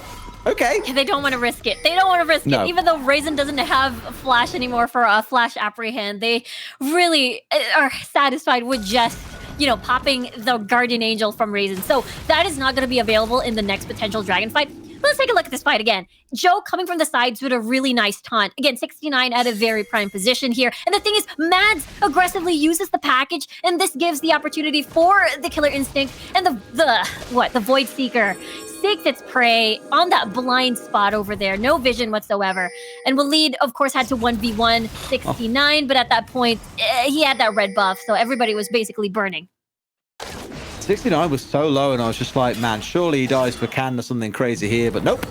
He's managed to walk away alive by the skin of his teeth. A slither of HP still present on his bar. And, but what? Boss, buddy, please explain to me your decisions, because that one wasn't quite the play, because now he's isolated from the rest of the team, and rightly so. Sunlight say it's time to go crazy. Comes in. Can he get the steal? Yes, he can. Steals the ocean and walks away. Sure, it's only an ocean. May lose his life for it, which might mean the Baron might come through, but the rest of the team, look at the middle. Look at the mid lane. They're trying to kill Boss, but look at the mid lane here. They could burn their way through the mid lane tower if they carry on. TP coming through. Can they burn it in time? They should be able to. 69 is present. That'll be a tower going down here. What an absolutely incredible trade coming through for the side of Cut. Now they can isolate a member or two. Leto, is this going to be another throw for Sunlight? Not quite yet. In comes Solo into the backline, catching onto two, isolating the Xin Zhao. He'll be burnt down, but that inhibitor tower, absolutely huge for Cut. Yeah, they've decided to just open up the map, but look at the bottom side of the map for Cut. That is going to slowly push, but no jungler, no boss. That means this is going to be a free Baron for Sunlight. And this is just 69, and Teemo sticking around just to see if they can get a kill or maybe a potential steal, but they have to respect Waleed. He has Proto Belt. He can Proto Belt and drop a stun on you, so it is the better call to just retreat. Very smart to back away there. Yeah, not get yourself too involved in trying to go hyper aggressive and solo. You just saw him go back, picked up the death cap as well. Big item for him to have on side. Taking a look down the gold difference as well as you look between both teams here. Don't really kind of point at anyone and say there's a huge difference, except for, say, in the bot lane. A 5k gold advantage currently on that Kai'Sa. Sat near full build almost as well. You've got to keep an eye on 69 in these fights because he's doing so much work. J625 already, he was able to get a bunch of kills in the previous encounter. And now this is mission accomplished basically for Cut. They just wanted to focus on that inhibitor tower. They basically just wanted to run away, and that's the reason why Risk basically, well, for a better word, risked his life just to make sure that 69 and Teemos were able to retreat, but now they have to defend from this Baron. They do. Here we come. Boss straight in there trying to get the kick back onto Solo. It wasn't quite the direction that he hoped for. Boss finding himself dead yet again on a 50-second respawn timer. Sunlight, it's looked a bit dicey at points this game, but they should be able to start thinking here about a push towards the finish. Still got the Baron and powered minions coming in. Plenty of time given the boss isn't on the field. The health bar is looking a little bit low, Riku. That is a problem, you know, Boss had a really good early game, but the thing is, Lee Sin will eventually fall off, and once you go into a fight, you're just gonna get greeted by the Leona stun. But basically all the stuns in the world coming from Sunlight, and this is what we're seeing right now. Yeah, it's constantly rotating around looking for towers here. This next one might be a bit harder given the minion wave is so far back. I was hoping that maybe we'd see a big engage coming out of Cut because they saw the Corki use the Valkyrie, and I thought, okay, golden opportunity here to go for an engage, try and make the catch, but as you mentioned, the 5 versus 4, what is really holding them back? They almost need everything to align perfectly for 69 to really get a chance to pop off. This Baron should be expiring relatively soon as well, so things can ease off a little bit for the side of Cut. The one thing you're looking towards here, I think, is going to be this objective coming up, though. The Elder Drake's still a bit of a way away, but when that comes online, that's going to be the fight that decides this game. And it's so difficult, too. Death Bush? When Death Cut... Rush? They know? Oh, no. Did they ignore him? I don't think they know. I think they knew, but well, like if we engage on him here, they rotate a bit too quick. Oh, Risk. Having to not risk it there. Flashes away, keeps himself alive, and the rest of Cut now backing away into the base. They were hoping for something cheeky to catch one man alone, but it isn't quite to be the case. The ult coming out from the Annie, completely missed it. What a triple knocker from that bubble. Boss is in the back line, melted down as well. Yet another one comes through, but can they do enough damage? No, they can't. The Darius dunking in the back line. The Nami mashed out. In comes another one. The health bar disappearing on the side of Cut. Sunlight are not prepared to let this one end 3-1. They'll melt through the members of Cut. They'll melt through the base. Only the Nexus now remains standing, but can 69 pull off a hero play here? No, he cannot. The apprehend more than enough to make sure that Sunlight will walk away the victors in this game. We're going to game 5, baby. what is this series? It's such a swing. It's such this big back and forth. And now Sunlight, they wanted to take care of their lead after game number 1. There's a little bit of hesitation here and there. They wanted to play safe, even though they were in such a humongous lead. But you know what? They decided to push mid and force Cut to defend, and they were able to end the game. It was a nice little throwback, I think, coming in from Cut as well to take the inhibitor on the other side. We'll get some highlights out as we talk about this game in a little bit more depth. But it was one of those where you could see the moments coming in for Cut where it was like, okay, maybe they get a bit of a fight back here. Maybe there's a comeback on the cards. But I think, at least in this game, Sunlight a little bit too passive. That Darius pick coming in absolutely clutch for them. Yeah, first up the early game, we didn't get to see Raisin get the early game kills, but again, looking at this explosive cast coming from Solo, basically put Risk in danger. A lot of these disengage really ruined Cut's time in the 5v5s. And again, when we look towards this composition from Cut, this isn't exactly that will survive and match and help peel for 69 on the Kai'Sa once he's on board. And this is just one of the instances where Raisin was able to get that double kill and then continue his ramp.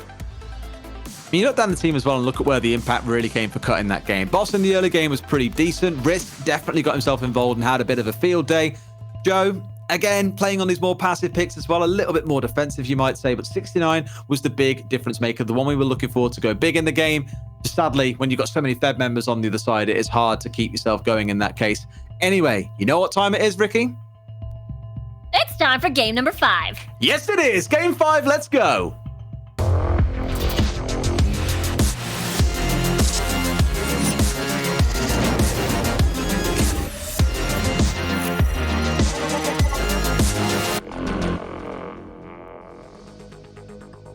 All right, here we are. After 4 intense back and forth matches, we find ourselves at 2-2. We came in saying Sunlight had a phenomenal first couple of games and looked like they were going to be in control all the way through the series, but Boss has been the constant thorn in their side. They've tried to ban him out. A couple of times it's been successful. Do we see this big jungle ban focus phase coming in to really try and shut Boss out? Let's find out as we get into pick and bans. It has been working so far for Sunlight to have a more comfy early game, just to restrain or put Boss on a tight leash, basically. For Cut, I wouldn't be surprised if they still keep banning this Pantheon, but I feel like the Annie can serve as a huge issue, so maybe Cut can remove that off of the draft. I think when you've seen kind of how it's been impacting Joe, that he's played the more passive Galio, you might wager, sure, it's still a global, but it's not as impactful as maybe the Pantheon would be in terms of kill pressure, because that would have been an absolute nightmare to play against too much. There's the Annie ban coming in. Clearly the call being, okay, this is really getting obnoxious now. Imagine the bans you see coming in for Sunlight here. You'll see the Camille coming out again. You might see the Akali because they hate giving that away as first pick. The big question is that the difference maker? The fact they can't commit 3 jungle bans, is that going to sting and give Boss a little more zest in this game? That's true, because Sunlight will be forced to ban out the Evelynn. Again, this Evelynn pick coming from Boss was played in Camille. the June monthly finals. But yeah, it could be a Camille first pick for Cut. And I feel like that could be the perfect formula where Boss can shine better rather than the Lee Sin pick. Oh boy. This will be one of those moments that we look back at later and say, those bans, they were the difference makers. The red side start for Sunlight, the one that really came back to bite them. We need to see something big coming in here, I feel, for Sunlight to really shut this one down. Spoke about the Xin Zhao back in game 1 and game 2. It could be the big difference maker, the ult knocking it out of the Hextech ultimatum, for example. But we also spoke about Mads and how he needed to be protected from the Camille. That just simply didn't happen in a lot of the fights, especially in the late game, so one to keep a close eye on. And there's the Xin Zhao pick coming in for Cut. I think that's really smart as well. No Xin Zhao to go for the big disengage. Maybe Sunlight look towards something like a Gragas here. Exactly. They need another second disengager. Usually you see the Gragas Janna or Gragas Braum, and I feel like it fits so well. They still can pick up the Gragas Jungle, and then Twisted Fate. This means that they can pick up the Renekton, actually, because we've seen when the level 5 comes, instead it's going to be a Graves in the jungle. All right. I mean, he had a couple of changes this patch, if I'm not mistaken, either as well. So one to look to there. Bit of a change in terms of nerfing in the early game, but it definitely then made some room to buff him a little bit into the later stages of the game. Now, my only worry with that, immediately thinking about it, is we spoke about the early game, about needing to be able to contest Boss. The Grey is probably not the one that you turn to do that anymore. Yeah, exactly. It's a different kit. You do want to keep farming as well. I mean, you mentioned the changes on the Graves. I mean, his true grit stack has been buffed a little bit, but we're going to be seeing the Darius once more. Yeah, and on the other side, the Lucy and the Galio to round things out. All right, this is getting interesting and a bit spicy between these two teams, because you're seeing, again, that Darius was so impactful in the previous game to deal with the big engage coming in from members of Cut, and in the end ran away with the game as things progressed. Do you think it's enough here to stop the Camille, though? I think it's a possibility, just because you do have that possible disengage from the Braum. But that is what, during the laning phase, the Braum most likely wouldn't be present. So the mid lane, the top and mid lane coming from Cut, or rather Sunlight, will have to deal with the onslaught of this Camille coming from Boss. Well, let's see if they can finally stack up to Boss. Game 5 is ready in what has been one hell of a series so far. Let's get into it. So Riku, big things to look out for in the early game. Boss, we already know that one. That's been ticked off so many times throughout this series. What are you looking for from the side of Sunlight to keep Boss under lock and key? I think for Sunlight, they have to be careful where they want to pop their Destiny, because you're up against a Galio as well that can even up the numbers. So on paper, right off the bat, you're pretty much air quote countered to getting the numbers advantage off of that Destiny already. So I feel like they will time it correctly, and I feel like the early game pre-level 5 will be a tad quiet, and come level 5 is where the action is definitely going to start. Alrighty. I mean, at least in the early game, you're not going to see too much aggression coming out unless you're looking towards the top lane. We spoke about it repeatedly. We've seen the aggression coming out from Solo to help his top lane and really start getting things ahead. In fact, no, I lie. It was Boss who got involved in the previous round and started shutting down Razen on the Darius. We'll see if he goes for the same thing again or if he turns his attentions elsewhere, because, again, 69 has been the big playmaker for them in this series. Really got himself going into the late game. We'll see if he can have a similar impact on the Lucian. It's a different ball game now. No Corki. There has been, 4 consecutive Corkis in this entire series, while this is the first appearance, I believe, in the entire series of the Solution. So the biggest question is, will Cut dual lane be able to be aggressive and use the laning phase to their advantage? I feel like the question is going to be, the answer rather is going to be no, just because Lido is there on that Braum. Absolutely. Well, here we go. The early start coming out aggressive-wise. This is where we've seen Sunlight really shine. Boss going pretty aggressive and forced to flash away. Now Joe's left completely isolated on the Galio. 3 of them all converging around him here. Health bars burn low. We keep on seeing these early fights going the way of Sunlight. There's one at least coming back on the other side. Boss going to find himself going down as well. This has happened probably now 5 games in a row where Sunlight always find those opening 2 kills. And it was, yeah, it was really interesting as well, where Boss decided to hook shot aggressively, but then flashes back after seeing the situation that they could not take that fight. And with that said, that's a flash gone from Boss, so he's going to be a little bit vulnerable. So that means, yeah, Solo getting the 2 Rift Scuttler start for Sunlight. We've seen that in game 1, game 3, game 4 and 5. I want to say that they've worked away with the double Scuttler. Keeps on happening. The aggression coming in. You just see the members always be the first to move. Razen was the first one coming down. To be fair, Joe did also move down at the same time, therefore the side of Cut. So I get it. They're moving down, but that Galio in the early game isn't going to struggle to have the impact that maybe you see coming out of the Twisted Fate. Both, like, I suppose, neutralized on damage, at least in the early game, but that constant stun coming back online from the Twisted Fate, really good in those early game scraps coming out. Boss now the one being ulted out, straight into Razen as well. The last one you want to be giving anything away to. Goes for the ult, gets the dunk down. He will slowly bleed out here. That's not a problem. Can he find any more, though? Flashes away and keeps himself alive. 2 more kills coming in for Sunlight.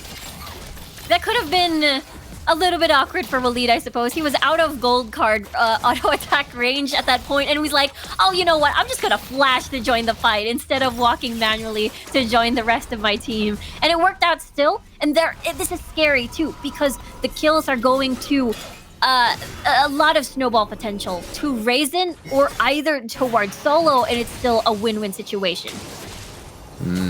I always get nervous of saying Sunlight have got the early advantage, because we've seen how that has worked out so many times over and over again. But they've kind of got past that level 5 milestone here where we always get excited about Boss's capabilities. If him getting caught out level 5 like this is the thing that gets them going in the mid game, you're not going to complain. Yeah, this is definitely according to their plan as well. And that's the thing, though. We were expecting Joe, I believe, to join the fight with the Heroes entrance, but they've basically timed that correctly. I mean, Joe still has to walk manually to get in range of the Heroes entrance. It's not exactly a full global ult. And with that, Sunlight is in a comfortable lead, I suppose, 2-0-1 actually towards Walid first. So we'll have to see if they get a pick before fully committing to this Mountain Drake. It will. It's all about the scrap. whether or not they can find anything. Let the one stepping forward and taking a bit of a beating, but Boss has come in early there. They baited him out wonderfully. Just have the flash on side, but instead opts to go in with the ultimate there, trying to pin one down. Everyone converging in. It steals the Baron away. Health bars are melting on both sides. Joe flashes away. The bleed stacks might get him again. Either way, Boss has walked away. No, finally he goes down. 3 almost staying alive now on the side of Sunlight. It's so back and forth. They do get yet another. Can they go for the chase? The Ignite to 69 flashes away as both Solo and Lelo looking incredibly low, but still walking away alive. Really nice steal. I mean, it was a little bit worrisome for Boss because he hook-shotted and entered the Dragon Pit quite early, was even greeted by a smoke screen, so he didn't have much information to work with after him diving into a full-on 5 people inside the pit. But of course, you do have Joe with a hero's entrance to assist. 69 actually having a really, really good position to have free hits all day, every day. And I think that is the reason why Sunlight at first seemed like they could have lost it. But on the opposite side of the spectrum, Waleed was pretty much safe. All right, here we go. Then Leno, the one now being isolated, could flash away.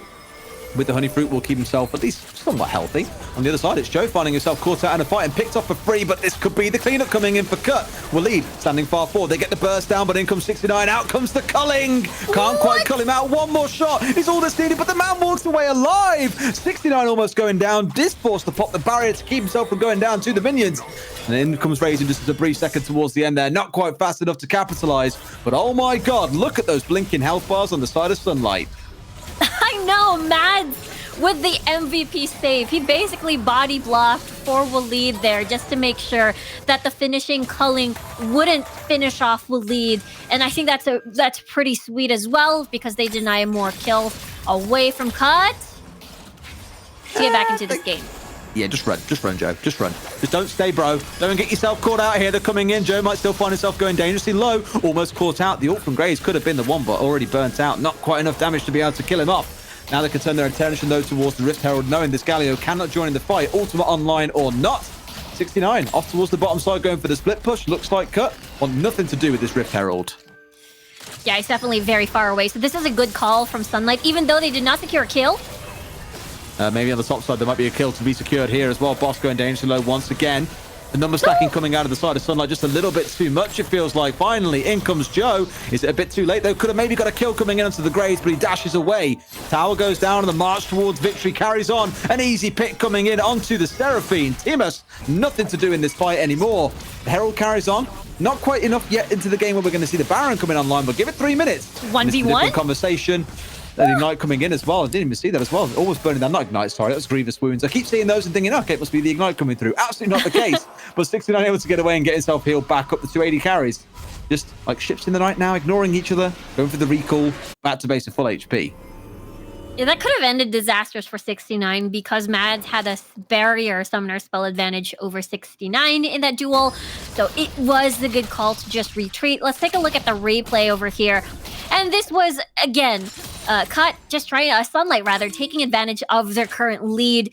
And they're just actually trying to play around, see if someone will overcommit. Because look at Solo, he is incredibly low. And the thing is, Waleed, no fear at all because the ult coming from Seraphine is gone and there is basically no threat. Absolutely. Look at that, 30 seconds until the next Drake's online as well. Sunlight, the ones at 11 and 4, a 6k gold lead. The ones that you'll be coining down now and saying they'll be the ones walking away with that in their back pocket and hopefully a kill or two. That Baron only 2 minutes away as well. This is where you start worrying about the impact of all of these things building up. Again, I'll touch towards towers. Only one down at the minute for Sunlight. That one they forced on the top side. The mid looking dangerously low. But otherwise, everything's still standing. There's still 8 minutes into the game. Dragon is going to be spawning soon. Just as you mentioned, mid lane quite close to its death. One caught out here as well. Mads, the one that they were looking for. We spoke about Boss in prior games. Him being melted out is exactly what they were looking for. Well, good start flank. coming into this one for Cut. And Timus still alive as well. Boss being cut down there. Razor doing his job on the Darius and getting the ult coming through. Now Waleed starting to back away. It's a double kill coming in. This is where the shutdown comes through. He's leaping around like a frog with those ults. Enough to get a quadra kill. Only 69 walking away. Nothing to do for this fight. I said they might get 1 or 2 kills. No, they've gone on to find 4. They find 4 kills and all towards the Darius, all towards Raisin. He is going to be a huge problem. Look at the squishy targets coming from Cut. This is basically him going to have a field day for sure. And he's going to look for that reset in the next fight. I mean, he's terrifying at this point. Look at that gold 626. diff, by the way. I mean, I'm not being funny. Look at Darius versus the Xin Zhao gold diff. Yeah. Yeah, it's looking pretty dire for Cut at this point. I mean, they did have the numbers advantage in this initial engage, but look at the position of Waleed. Look at the position later coming from the side of Raisin. He basically annoyed or bothered the created chaos rather towards the back line, and basically forced Sunlight or Cut to back away, therefore giving Raisin the prime opportunity to keep dunking on the Cut members. Looks like it was just a frog like just bouncing through the river, but one that's clearly got an axe for a tongue, slicing up a couple of members on his way through. Beautiful stuff. 15 and 5, then an 11,000 gold lead. I know we keep on touching on that goal, but it does just go to show how far ahead Sunlight are. We've seen Cut do it in game 1. If you're going to have any kind of comeback, this is the game to do it. I hope it hasn't already been expired in game 1. But for Sunlight, I'm just worried that Raisin at this point is so far ahead that even if Boss starts making incredible catches, he's just serving himself up on a silver platter to the Darius. Yeah, that's the thing, though. You'll eventually see that Xin Zhao will fall off eventually in the 5v5 scenario. We get to see Mads just going to scale up. Raisin being that solid rock to help basically transition everybody else. And Solo is going to get even more painful, and Waleed is just going to be that gold card giver. One of the members that will engage the fight. Now look at Raisin, though. He's lying and waiting for possibly someone to walk in his brush, maybe. It's just one of those that I look at, and even, I mean, we spoke a lot about Raisin that fight. Look towards the mid. You touched on Waleed a second ago, just over the 10k gold mark. Like, the two solo laners are 4,000-5,000 gold ahead of their opponents. It's insane how big the gap has become between those two laners at the minute. Let's see what happens here. Raisin almost being chased onto by 69. Player we spoke about earlier on, the one that you're looking towards doing big things. And I know we said Joe's been quiet. Risk, this game has been surprisingly quiet. A player that, when they've had this kind of combo coming up between him and Boss, they've made a lot of successful catches together, but unable to find anything in this game. I think partly down to the protection coming in, the Darius, the Braum, for example. Even the Graves, somewhat able to look after himself with the dash plus the ultimate knockback. It's just hard to find anything. Yeah, 69 is forced to use the dash in a way where it's more on the defensive side of things, because once you dash, you'll be in range of the gold card. Okay. I mean, this is a good attempt coming in from Boss, but I wonder if he's got enough damage by the looks of it. He will here. This would be a big kill to come through for them. The stun card comes in. The Zhonya's! Beautiful play coming out of a lead. The Ignite doing all the work that he needed, basing him in under tower. And Boss cut down once again. And the thing is, Boss really held on to his flash in that 1v1 scenario, so he wanted to make sure he'd keep that. But at the end of the day, he suffered because of that Zhonya's Hourglass. And now that he's far away and now that he's dead, it is going to be a Baron for Sunlight.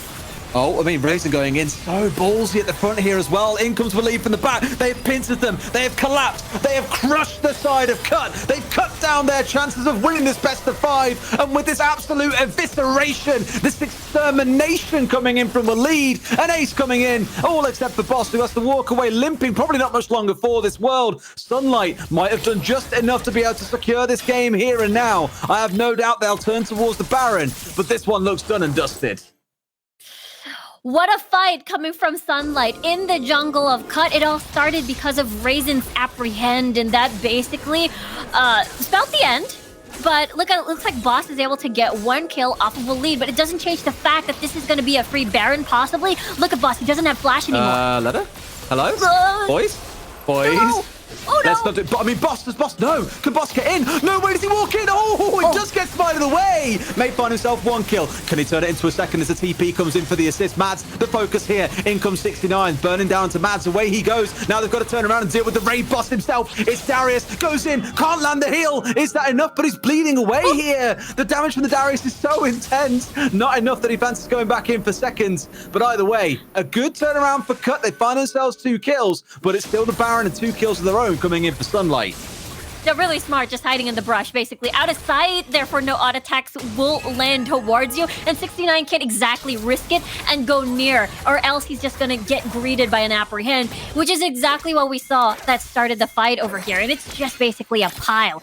We get to see Waleed positioning himself in such a really a sandwich position, basically, and this forced Cut to run away. But their escape was basically cut off, and this was very sweaty. This could have been stolen by Boss at any moment. He had, I believe he had Smite, but at the same time, yeah, Solo was able to secure that, and this is the almost 1v1 that we saw. Timus was on the opposite side of that engage, but at the same time, look at him again. I mean, the catch was coming in. Boss loves himself an engage, and they find the Darius here whilst elsewhere. They do secure the Drake, sure. You don't be crying too much about losing him in this case because the advantage is already so great, but that's a lot of gold going the way of Joe. And that is precisely my problem. It's going to Joe. It's going to the Galio. And you really want that ideally on someone like Risk or Boss or 69 in this case. A tower falls down in the mid lane. They secured themselves the Drake. And now you're going to see the rotate coming through. Oh, no. Oh, no, no, no, no. They've got the cutoff here as well. Boss, the one being isolated out, gets away. But Joe, not much longer for this world. It will make away himself. And in fact, no, it is Boss that falls down on the backside of that one. Good catch coming in from Sunlight. And again, minor overextension costs cut. Yeah, this is Sunlight just trying to, get more of the advantage as they're already ahead. Uh-oh. They keep pushing with catch it. coming in. Oh, I mean, Timus has nothing to do there. Absolutely nuked out of orbit. And again, this should be the push forward for Sunlight here. Not got the Baron on side anymore, but they can start looking in for this tower, and they should melt through it pretty quickly here. Being burned down. In comes 69 with the culling off to the side. Instantly stunned up and cut down to size there, down to about a third HP. So much so that Sunlight will back away, but still holding a massive advantage. They want to finish the game very cleanly. I mean, they have all the conditions to run straight to the mid lane, rather. But at the same time, they're still pretty much worried of possibly, as long as 69 is safe. Because the thing is, with Cut, Risk has already fallen off. Basically, he'll just dash in, but it's gonna get stunned by Lido, basically, or Raisin. Let's take a look at the replay once more. This is, Sunlight just cutting off the escape of Boss. Or rather, no, this is the part where Raisin was the bait. And I think, I can't believe this took a little bit of time to the point that the rest of Sunlight managed to catch up and join from Dragon to the top lane, and then they're able to get more kills and even a tower after that. Ran all the way through, absolutely. I mean, again, you're still seeing this 5k gold lead in the top lane and the mid lane, but it's starting to feel as we get towards that late game, those things aren't as effective as maybe they once were. Raisin can be burnt through here. Will lead. We saw Boss almost get the 1v1 against him. Those gold differences not seeming to make an absolutely massive amount of difference. But the big difference for me here is going to be this Baron. It's so obvious to say that's what the big ascension is going to be. The dashboard, the Protobout into the Apprehend. That's going to be the end of Timus once again, who barely feels noticeable in this game. There should be Sunlight turning towards the Baron, and that could be their final drive for victory. And look at Cut. They're trying to pick up the pieces off of the map as they put Risk on side push duty. Oh, I was a little bit worried for Boss there because the Destiny has been popped, but look at Raisin. He's just chasing him down. I mean, Raisin might even lose this fight here as well. The dodge away from the Q to stop another stack being piled on. Boss really going for broke with this fight. Has got the GA on side as the team comes in for the assist. They're both flashing away, one in, one out. Boss finally getting the GA pops away here. Trying to isolate. They want to try and get him finished down, but in he comes again. Tries to go for the dash. Boss cut down to size by the Grays. The ult falling in over the top. Sunlight should be able to walk away with this one. Maz into the back line. They've absolutely melted through the side of Cut. That could be the game-winning team fight. The thing that leads to Sunlight decimating Cut and walking away the victors of this week's Origin Series.